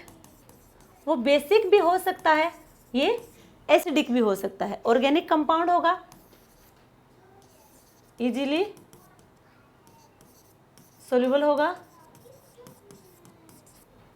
ठीक है, और इसका क्या है? ये हाइड्रोफिलिक और हाइड्रोफोबिक, हाइड्रोफिलिक और हाइड्रोफोबिक दोनों टाइप का इसका नेचर होगा। Hydrophilic and hydrophobic.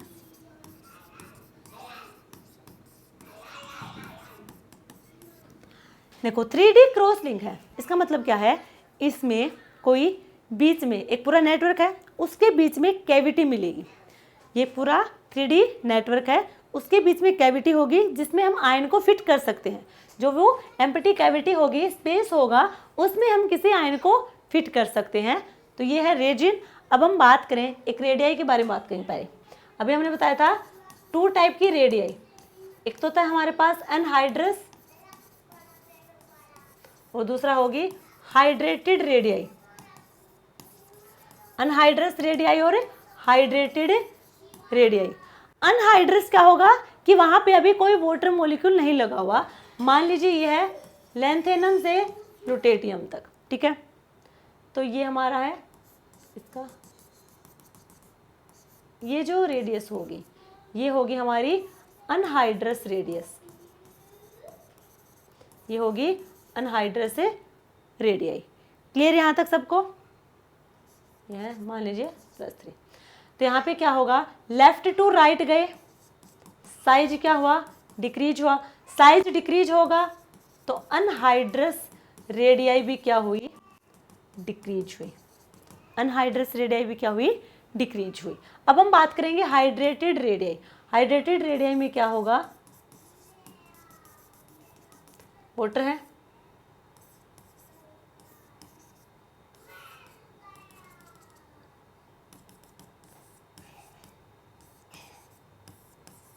इस टाइप से ये लगे हुए हैं वाटर मॉलिक्यूल के साथ। और हमें पता है जिस एलिमेंट का जितना छोटा साइज उतने ही ज़्यादा वाटर मॉलिक्यूल वहाँ लगेंगे और उतनी ही ज़्यादा क्या हो जाएगी, फिर ये क्या होगा, देखिए यहाँ पे क्या हो गया कि लेयर होगी जिसे हम कहेंगे प्राइमरी स्फीयर, और वाटर मॉलिक्यूल लगे होंगे तो वहाँ पे क्या होगी।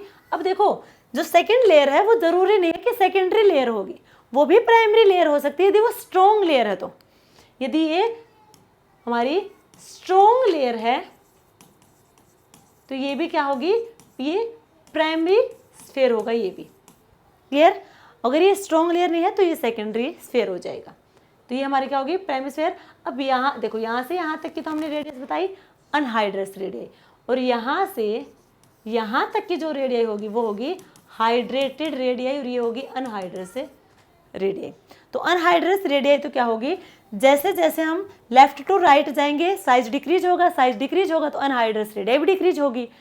और हाइड्रेटेड रेडियाई में क्या होगा, जितना छोटा साइज उतने ही वाटर मॉलिक्यूल ज़्यादा लगा लेगा, खुद से वाटर मॉलिक्यूल ज़्यादा लग गए तो अब हाइड्रेटेड रेडियाई ज़्यादा हो जाएगी, जिसका छोटा साइज है वो वाटर मॉलिक्यूल ज़्यादा लगा लेगा, और उसकी जो प्राइमरी स्फीयर हो जाएगी वो क्या होगी, बाहर दूर तक जाएगी। रेडियाई क्या होगी, वो हाइड्रेटेड इंक्रीज होगी। तो लेफ्ट टू राइट जाएंगे साइज डिक्रीज होगा, साइज डिक्रीज होगा, अनहाइड्रस रेडियाई डिक्रीज होगी, बट हाइड्रेटेड रेडियाई इंक्रीज होगी, हाइड्रेटेड रेडियाई इंक्रीज होगी। क्लियर है ये रेडियस वाला पॉइंट। अब हम बात करेंगे आयन एक्सचेंज मेथड। ये हमने बता दिया इसके अंदर कोई रेजिन है, ठीक है, तो उसमें आयन एक्सचेंज कैसे होंगे वो देखो। आयन एक्सचेंज में हम मेनली बात करेंगे cation exchange method, cation exchange method. Cation exchange मतलब यानी कि इसके अंदर हम किसी कैटायन को ही डालेंगे और कैटायन को ही बाहर निकालेंगे, कैटायन को अंदर डालेंगे और कैटायन को ही बाहर निकालेंगे। ये था हमारे पास।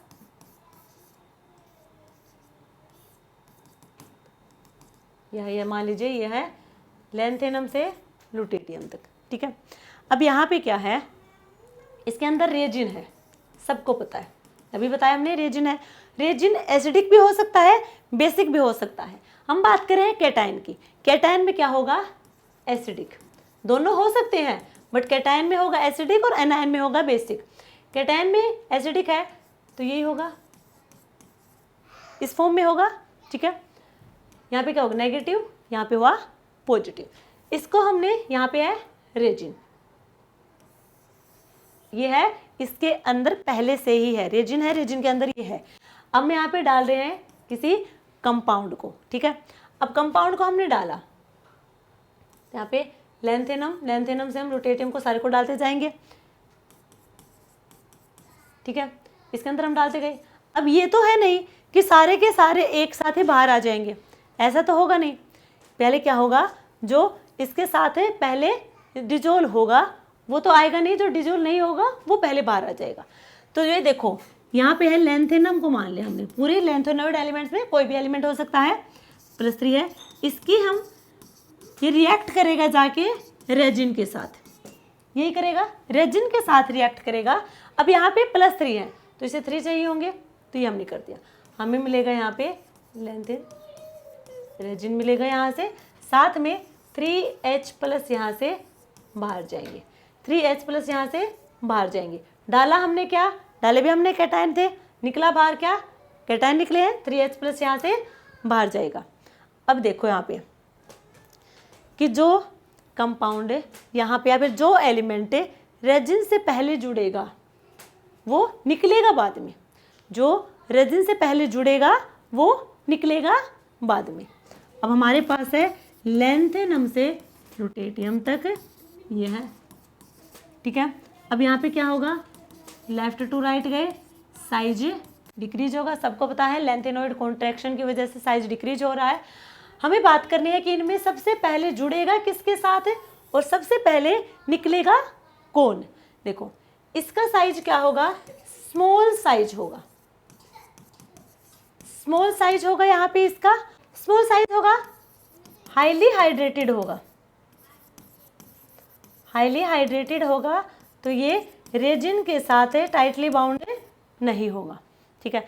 अब ये रेजिन के साथ जुड़ा ही नहीं पहले, तो क्या करेगा, पहले निकलेगा, तो ये पहले बाहर जाएगा। अब बाहर कैसे जाएगा, अभी तो हमने क्या कहा है, कैटायन को अंदर लिया है, कैटायन को ही बाहर निकाला है, ठीक है। अभी हमने कैटायन को अंदर लिया है, कैटायन को बाहर निकाला है, तो अभी लेंथेनॉइड यानी कि जो ये लेंथेनॉइड एलिमेंट हैं ये बाहर कब आएंगे, ये बाहर तब आएंगे। अब देखो यहाँ पे हमने क्या किया, यहाँ पे अब हमारे पास है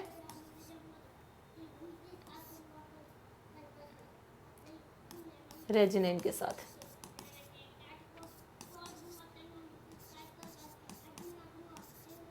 यही है, क्योंकि H+ तो वहां से बाहर चले गए। अब ये है, अब ये कैसे बाहर जाएंगे, अब यहाँ पे कोई हम इल्यूटिंग एजेंट डालेंगे, इल्यूटिंग एजेंट, इसका करवाया इल्यूशन, इल्यूशन करवाने के लिए कोई एजेंट चाहिए होगा, वो हम इसमें क्या करेंगे, इल्यूटिंग एजेंट यहाँ पे डाल दिया हमने। अब ये एजेंट है क्या, ये होंगे हमारे पास है NH4 प्लस, या फिर हम कहें अमोनिकल सॉल्यूशन, सिट्रिक एसिड हो सकता है। ये जब इसके हम अंदर डालेंगे तो यहाँ से क्या हो जाएगा, हमारे लेंथेनॉइड एलिमेंट्स यहाँ से, मेटल यहाँ से बाहर चले जाएंगे, और जो सबसे पहले जुड़ा वो सबसे बाद में बाहर जाएगा, जो सबसे बाद में जुड़ेगा या फिर जो नहीं जुड़ेगा वो हमारा पहले बाहर आ जाएगा। क्लियर है, ये है आयन एक्सचेंज मेथड। नेक्स्ट हम बात करेंगे complex formation agent, complex formation ability, CFA।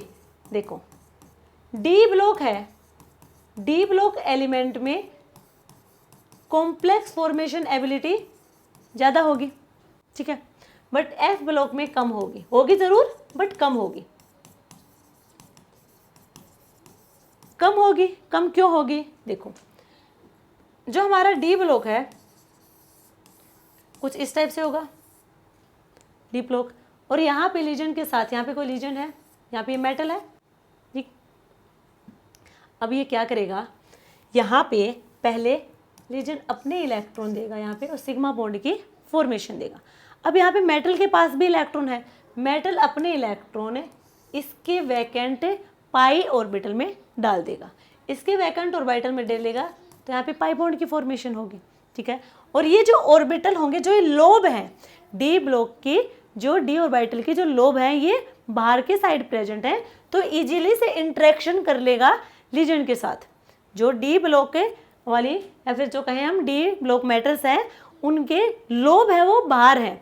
अब ये लोब बाहर हैं तो ये लीजेंड के साथ इजीली इंटरेक्शन कर लेंगे। यहाँ पे बैक बॉन्डिंग पॉसिबल है, यहाँ पे बैक बॉन्डिंग पॉसिबल है, बट एफ में होंगे ना जो हमारे ये लोब होंगे ये अंदर प्रेजेंट होंगे, ये अंदर के साइड प्रेजेंट होंगे, तो ये लीजेंड के साथ इंटरेक्शन अच्छे से नहीं कर पाएंगे। यहाँ पे क्या होगा, लेस इंटरेक्शन होगा, लेस इंटरेक्शन होगा, इंटरेक्शन ही नहीं कर पाएंगे अच्छे से, तो कॉम्प्लेक्स कैसे बनाएंगे। तो यहाँ पे कॉम्प्लेक्स बनाएंगे बट यहाँ पे इतना अच्छे से नहीं बना पाएंगे जितना डी ब्लॉक में बनाते हैं। यहाँ तक क्लियर है सबको। तो ये था हमारे कॉम्प्लेक्स फॉर्मेशन एबिलिटी के बारे में। अच्छा इसमें एक बात देखो, एक हम लीजेंड लिया है NO3, ठीक है, ये हमने एक लीजेंड लिया। एक हम डी ब्लॉक का कॉम्प्लेक्स देखेंगे, एक हम देखेंगे एफ ब्लॉक का कॉम्प्लेक्स। डी का हमने कोबाल्ट के साथ लिया है और यहाँ पे हमने लिया है सीरियम के साथ। देखो ये दोनों कॉम्प्लेक्स है। यहाँ पे देखो जो कोबाल्ट है, कोबाल्ट नाइट्रेट के साथ, ये कोबाल्ट है,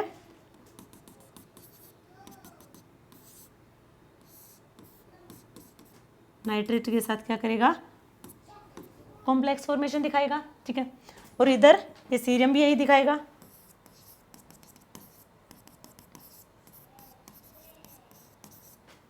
अब देखो यहाँ पे क्या है, ये बीच में एंगल की फॉर्मेशन हो रही है, यहाँ पे एक एंगल है जिसे हम कहेंगे वाइट एंगल। अब कोबाल्ट है, कोबाल्ट का साइज क्या है, छोटा है। देखो जैसे जैसे साइज इंक्रीज होता जाएगा, ठीक है।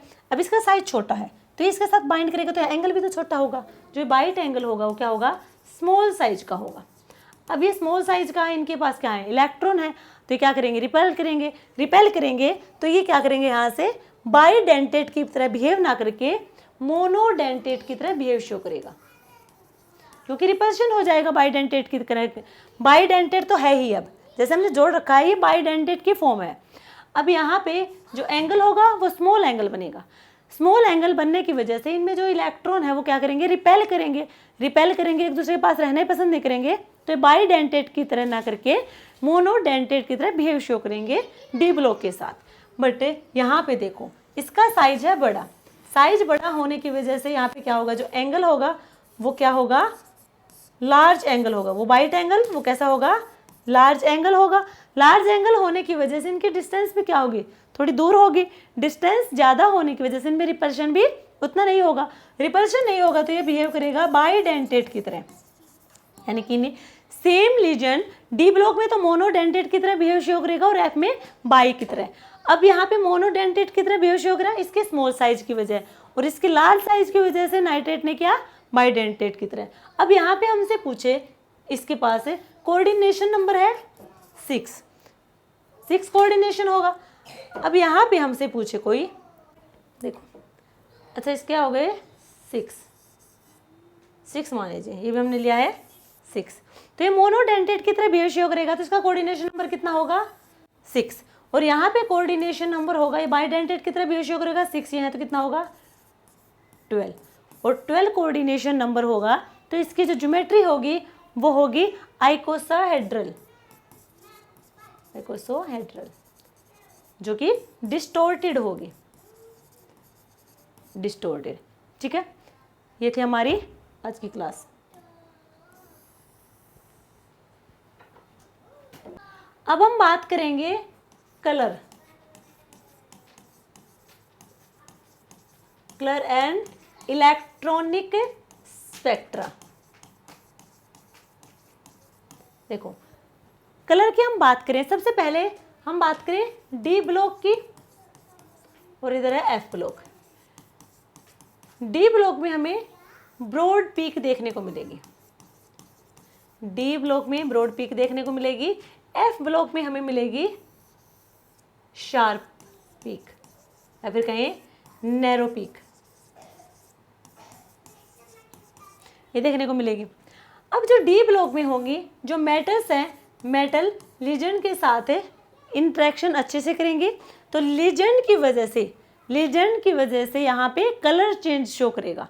डी ब्लॉक जो डी ब्लॉक एलिमेंट्स हैं वहाँ पे क्या होगा, कोई मेटल है, ठीक है, और मेटल डिफरेंट लीजेंड के साथ इंटरेक्शन शो करेगा, तो हमें डिफरेंट कलर भी देखने को मिलेंगी। वो डिपेंड करेगा लीजेंड पे, और लीजेंड पे भी देखो एक तो होता है कि जो हमारा जो स्ट्रॉन्ग लीजेंड है, वीक लीजेंड है, इस पे भी डिपेंड करेगा हमारा डी ब्लॉक के एलिमेंट्स। यानी कि यहाँ पे जो कलर चेंज होगा, डी ब्लॉक एलिमेंट्स में जो कलर चेंज होगा, colour change depend upon legend, और यहाँ पे डोंट डिपेंड अपॉन लीजेंड, क्योंकि एफ ब्लॉक एलिमेंट्स का लीजेंड के साथ अच्छे से हमारा इंटरेक्शन नहीं हो पाएगा। यहाँ तक क्लियर है सबको, अच्छे से इंटरेक्शन नहीं हो पाएगा, तो लीजेंड की वजह से कलर चेंज यहाँ पे नहीं होंगे। अब हम बात करें कलर होंगे कैसे कैसे, तो यहाँ पे एक तो होती है एफ ट्रांजिशन, एक होती है एफ ट्रांजिशन, एक होगी F D transition, F transition, F D transition, और थर्ड होती है charge transfer, charge transfer. F transition में होगा leopard forbidden, F D transition में लेपर्ड एलो, और चार्ज ट्रांसफर में स्पिन अलो एंड लेपर्ड अलो, ये होगा। अब हमें पता कैसे चलेगा कि कौन सी ट्रांजिशन होगी, हमें कैसे पता चलेगा कि यहाँ पे कौन सी ट्रांजिशन होगी। देखो डी ब्लॉक एलिमेंट में जो कलर चेंज होंगे वो डिपेंड करेंगे लीजेंड पे। एफ ब्लॉक में वो लीजेंड पे डिपेंड नहीं करेंगे, वो मेटल्स पे ही डिपेंड करेंगे, वो मेटल्स पे डिपेंड करेंगे। मेटल्स की वजह से ही कलर चेंज होंगे और मेटल की वजह से यहाँ पे ट्रांजिशन देखने को मिलेंगी, F F transition, F D transition, charge transfer. F F में हो जाएगा यहाँ पे forbidden, Laporte allowed, spin allowed, Laporte allowed. Clear. अब हमें पता कैसे चलेगा कि कौन सी ट्रांजिशन यहाँ पे होगी, तो यहाँ पे जो ट्रांजिशन होगी, देखो एफ एफ ट्रांजिशन वहाँ होगी जहाँ हमको फेड कलर देखने को मिले, लाइट कलर, जहाँ पे हमें लाइट कलर देखने को मिलेगा कॉम्प्लेक्स में, यानी कि वहाँ पे एफ एफ ट्रांजिशन है। एफ डी ट्रांजिशन में हमें डार्क कलर देखने को मिलेंगे, डार्क कलर, ठीक है। एफ डी में डार्क, एफ एफ में लाइट कलर देखने को मिलेंगे। और हम कह सकते हैं जो एफ डी ट्रांजिशन है वो चार्ज ट्रांसफर की एक पार्ट है, चार्ज ट्रांसफर का ही एक पार्ट है हमारा एफ डी ट्रांजिशन। अब हम थोड़ा इनके कलर के बारे में बात कर लें। यहाँ पे जो कलर होगा एफ ब्लॉक में, colour depends upon metal, metal पे डिपेंड करेगा, ठीक है। और यहाँ पे जो चार्ज होगा ऑक्सीडेशन स्टेट होगा, या ठीक है, या फिर हम कहें इलेक्ट्रॉनिक कॉन्फ़िगरेशन होगी। जिन जिन एलिमेंट्स की इलेक्ट्रॉनिक कॉन्फ़िगरेशन सिमिलर होगी, उन एलिमेंट्स का जो कलर होगा वो भी सेम होगा। कैसे होगा, देखो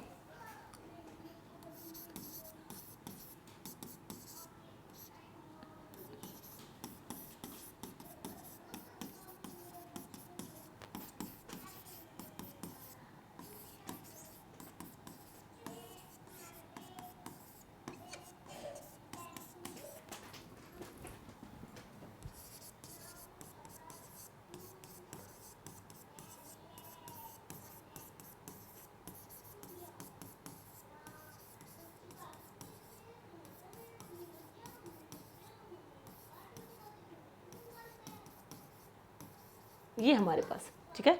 कैसे लिखना हमने एलिमेंट्स को, टॉप टू बॉटम, बॉटम से टॉप पे जाएंगे, गडोलियम और गडोलियम ये इनको रखेंगे सेम। क्लियर है। तो ये होंगी हमारी कलरलेस, और ये भी कैसी होगी, colourless.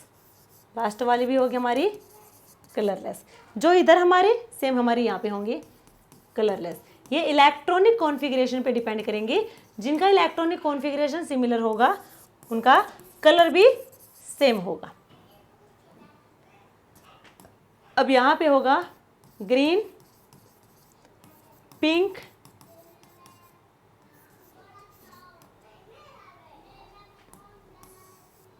Green, lilac, pink, yellow, pink, यहाँ पे होगा पिंक, ठीक है। यहाँ पे यही ग्रीन, पेल ग्रीन, पिंकिश,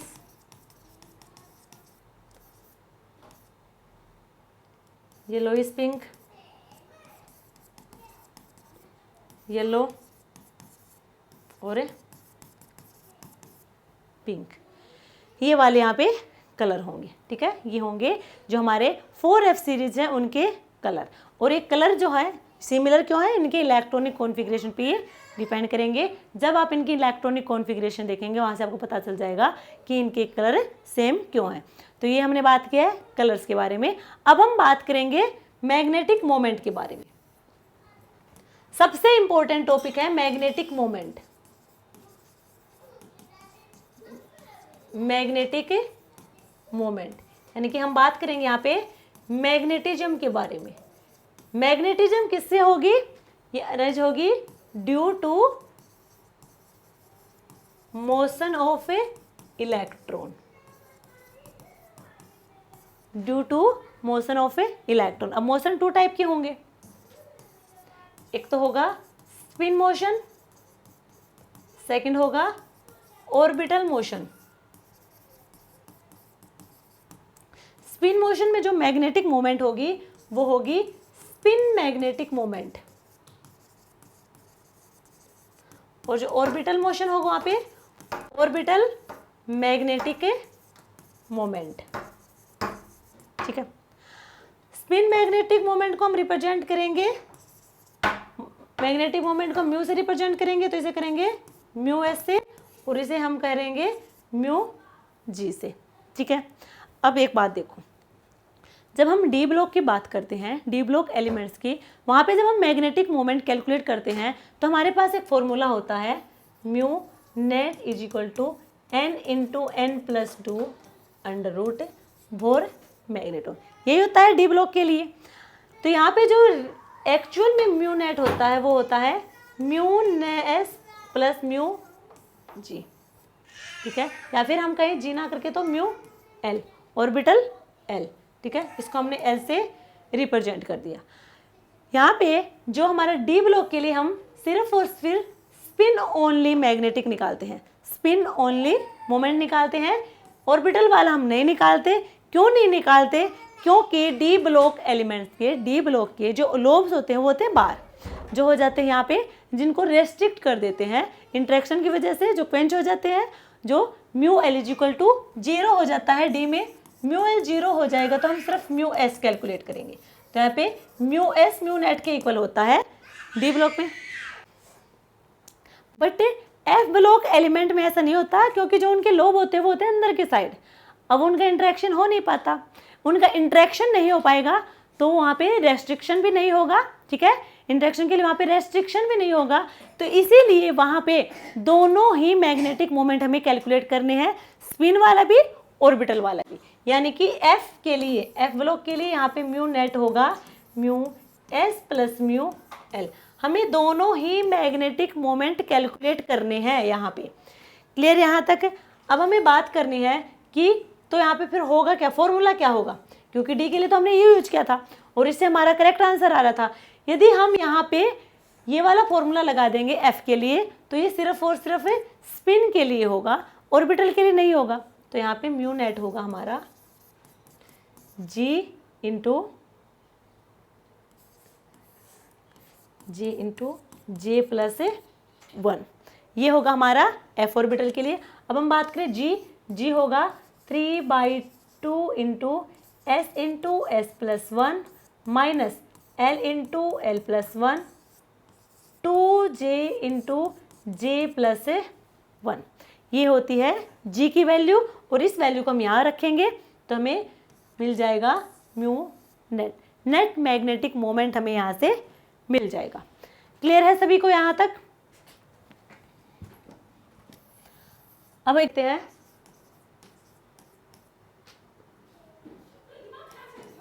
डिस्प्रोशियम, ये इसका जो इलेक्ट्रॉनिक कॉन्फ़िगरेशन होगा वो होगा 4f10 5d0 6s2।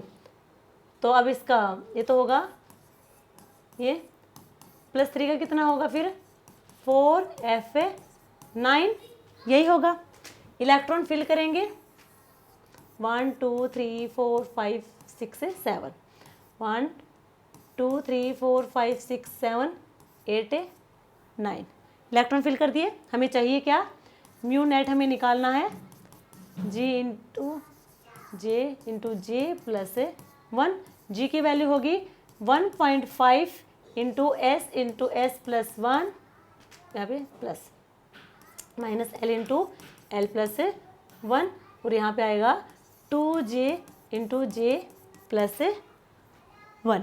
ठीक है, ये आएगा, यहाँ हो गया +3 +2 +1 0 -1 -2 -3।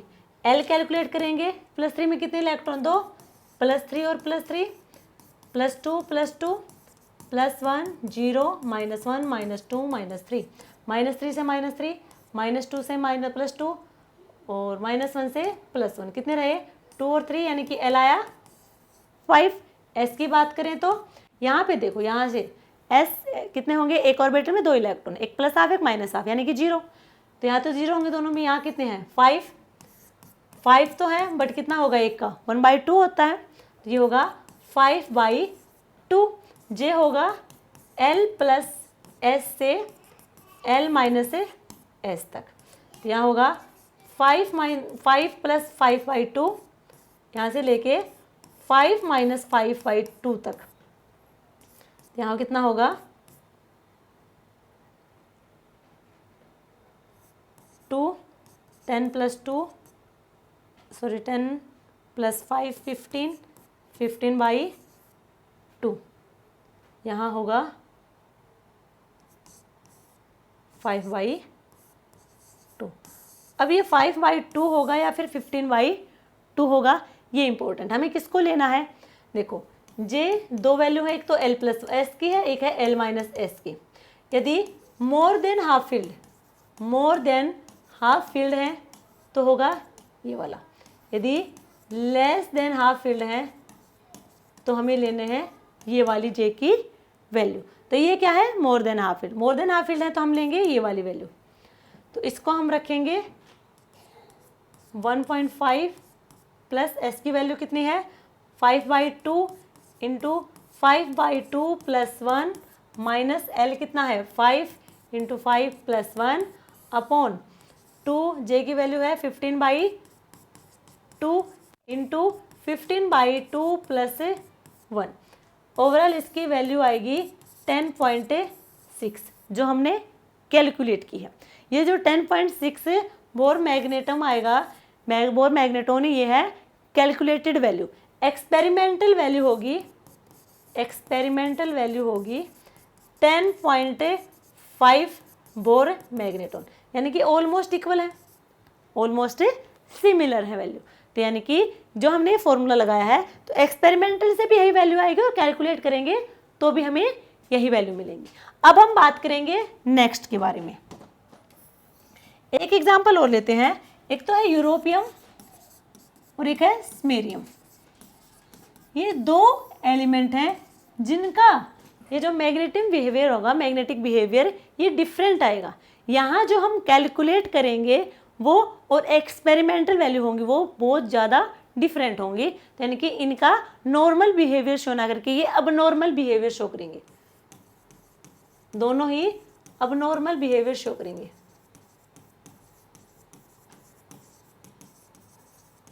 ठीक है, अब नॉर्मल बिहेवियर शो करेंगे। देखो यूरोपियम ये आएगा, ला सीने पर नदियाँ प्रेम की समाई यू गदगद, ये होगा 4F7 5D0 6S2। तो यूरोपियम 3+ का कितना होगा? 4F6 होगा। अब यहाँ पे इसके हमने ऑर्बिटल बनाए, इनमें इलेक्ट्रॉन डाले 1 2 3 4 5 6 +3 +2 +1 0 -1 -2 -3। L कैलकुलेट करेंगे, +3 +2 +1 0 -1 -2, ये कैंसिल हो जाएंगे। L आएगा यहाँ पे 3। L3 किसका होता है? S का 0, P का 1, D का होगा 2 और F का होगा 3, यानी कि किसका होगा? ये F का होगा। दूसरा यहाँ पे हमें S कैलकुलेट करना है।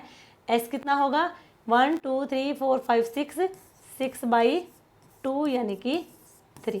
S यहाँ पे 3। यदि हमें निकालना हो स्पिन मल्टीप्लिसिटी 2S + 1 यानी कि 2 × 3 + 1 यानी कि 7, तो यही होता है 2S + 1 L कोई G या फिर U। तो यहाँ पे कितना है? 7। यहाँ पे कितना होगा? F। L होगा F, ठीक है, तो 7F होगा यहाँ पे हमें देखने को मिलेगा।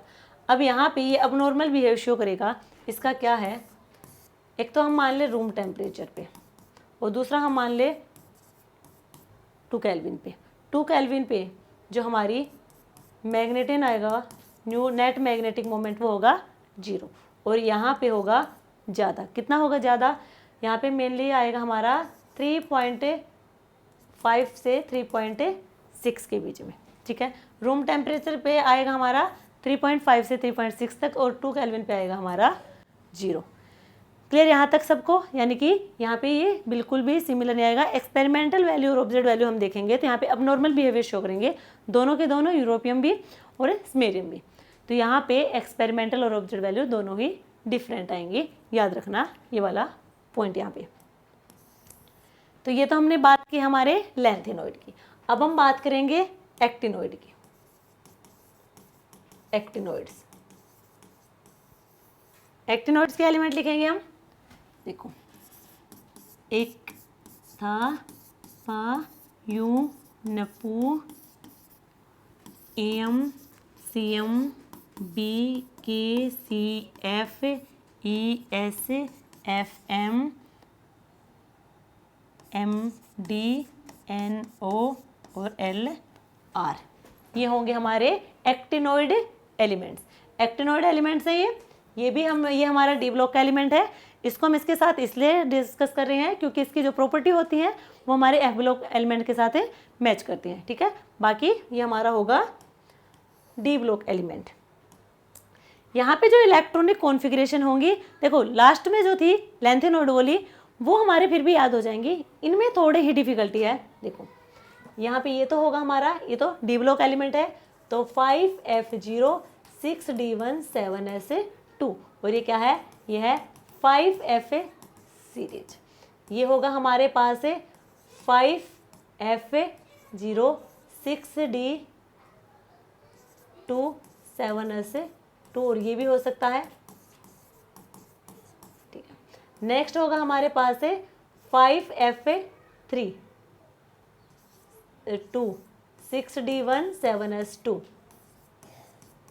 5Fa3 6D1 7S2। यहाँ पे याद रखना F में F1 F3 सॉरी Fa5 और F8, ये आपको देखने को नहीं मिलेंगे। Fa4 6D1 7S2, Fa6 6D0 7S2, Fa7 6D0 7S2, 5F7 6D1 7S2, 5F9 6D0 7S2। अब यहाँ पे 10 11 12 13 14, और यहाँ पे क्या होगा 14। यहाँ तक तो सिमिलर, यहाँ पे हो जाएगा 6D1 7S2, ये हो जाएंगे। तो यहाँ पे 5 और 8 तो देखने को नहीं मिलेगा, F तो यहाँ फिर भी है 1 में, ठीक है। तो मेनली यहाँ पे F5 और F8 यहाँ पे नहीं मिलेंगे। तो ये तो है इलेक्ट्रॉनिक कॉन्फ़िगरेशन। ऑक्सीडेशन स्टेट हम इसका सादे देख ले, यहाँ पे भी कॉमन ऑक्सीडेशन स्टेट +3 होगा, तो इन सभी में +3 ऑक्सीडेशन स्टेट तो हो गई। 6 7 8 9 10 11 12 13 14 15, ठीक है। इलेक्ट्रॉनिक कॉन्फ़िगरेशन ऑक्सीडेशन स्टेट ये तो कॉमन होगा। यहाँ पे देखना, एक एक आप इंक्रीज कराते जाना, एक एक ऑक्सीडेशन इंक्रीज करते जाना, 4 5 6 7 4 5 6 7 8, बस अब यही तक है, ये मैक्सिमम है 4 5 4, ठीक है। ये +2 और बाकी +2 +2 +2, ये आपको देखने को मिलेंगे, ठीक है। तो यहाँ पे मेन इंपॉर्टेंट क्या है, जो स्टेबल स्टेबल ऑक्सीडेशन स्टेट कौन से है,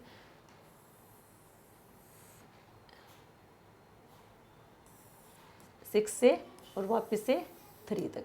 अब ये जो है ये हमारी स्टेबल ऑक्सीडेशन स्टेट नहीं होंगी, क्लियर है।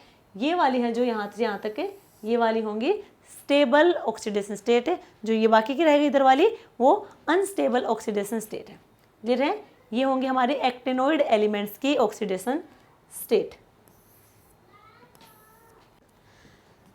तो यहाँ पे हमें बाकी प्रॉपर्टी करने की ज़्यादा नीड है नहीं, ठीक है। तो हमें सिर्फ यहाँ पे इंपॉर्टेंट है ऑक्सीडेशन स्टेट और इलेक्ट्रॉनिक कॉन्फ़िगरेशन, ठीक है। अब हम बात करें आफ्टर यूरेनियम।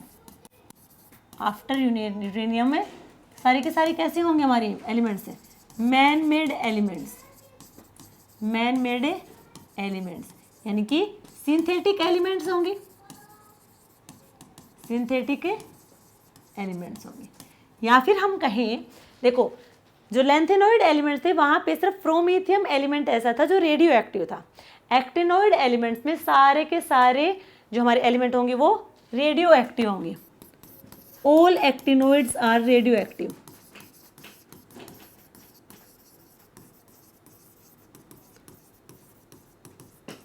बिस्मुथ से लेके बिस्मुथ के बाद जितने भी हमारे होंगे एलिमेंट है वो सारे के सारे क्या होंगे, रेडियो एक्टिव।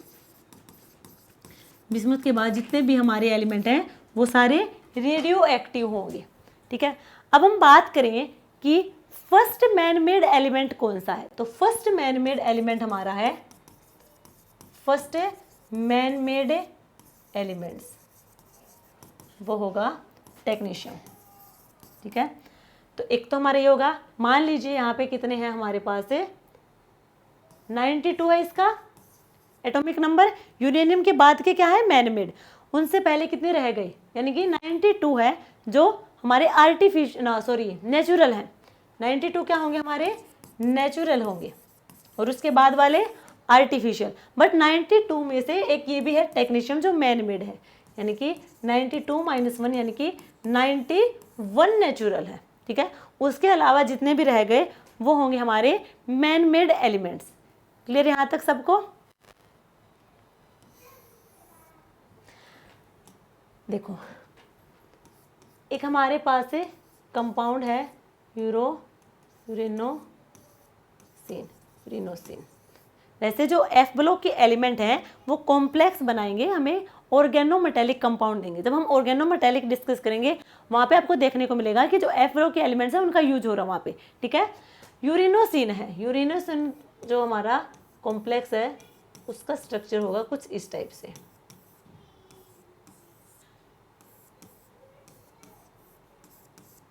ये क्या होगा, ये होगा हमारे पास C8H8 2-। यदि हम इनको सेपरेट करें तो यहाँ पे क्या होगा 2-, ये भी क्या होगा C8H8 2-। तो फिर ये क्या होगा, यहाँ पे आएगा +4 ऑक्सीडेशन स्टेट, +4 ऑक्सीडेशन स्टेट आएगा। हमें पता है ये हमारा नॉन प्लेनर होगा, टब शेप होगा एंड नॉन एरोमेटिक होगा। यदि यहाँ हम कन्वर्ट करेंगे, इसमें 2 इलेक्ट्रॉन इसमें ऐड हो गए, हमें मिले C8H8 2-। अभी हमारा एरोमेटिक कंपाउंड होगा, अभी होगा एरोमेटिक कंपाउंड। यहाँ तक क्लियर है? एक हमारा रिएजेंट होता है यहाँ पे एफ ब्लॉक एलिमेंट्स का यूज करके, शिफ्ट रिएजेंट। ये अलग टॉपिक है, ये अलग पॉइंट है, शिफ्ट रिएजेंट। शिफ्ट रिएजेंट जो है उसका फॉर्मूला होगा EuFOD3। ये शिफ्ट रिएजेंट, इसका काम क्या है देखो। शिफ्ट रिएजेंट का हम यूज करते हैं जब प्रोटॉन NMR के बारे में बात करते हैं। और प्रोटॉन NMR के बारे में बात करते हैं तो हमें यहाँ पे ये सिग्नल दिखते हैं। अब ये जो दिखते हैं सिग्नल, ये दोनों अलग अलग हैं।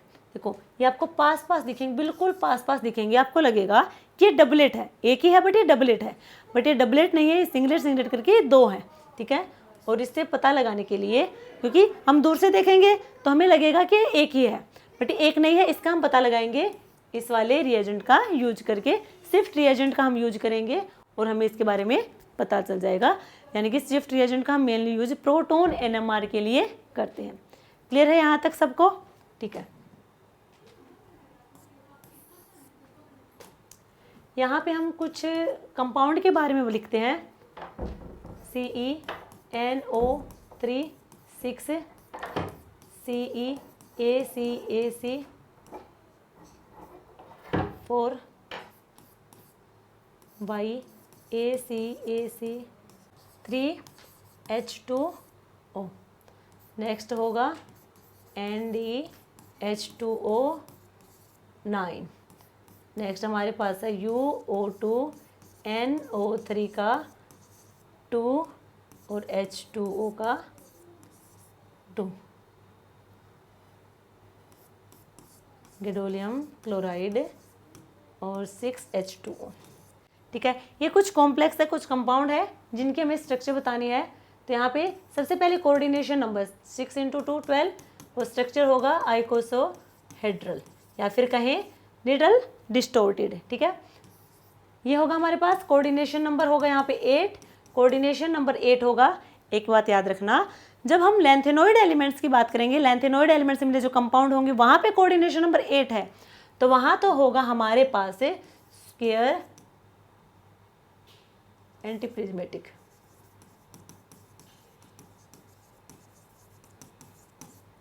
ठीक है, एंटी प्रिज्मेटिक। यहाँ पे कितना होगा 3 × 2 6 और एक की है 7, कोऑर्डिनेशन नंबर 7 है, तो ये होगा मोनोकैप्ड ट्राइगोनल प्रिज्मेटिक। नेक्स्ट होगा कोऑर्डिनेशन नंबर, यहाँ पे होगा ट्राइकैप्ड ट्राइगोनल प्रिज्मेटिक। यहाँ पे होगा 4 2 6 और 2 8, कोऑर्डिनेशन नंबर 8। यहाँ पे होगा हेक्सागोनल बाइपिरामिडल, और ये होगा हमारे पास GdH2O6Cl2 और ये होगा Cl। तो यहाँ पे कोऑर्डिनेशन नंबर हमारा 8 होगा, ना कि 9, ठीक है। और इसका वही स्क्वायर एंटीप्रिज्मेटिक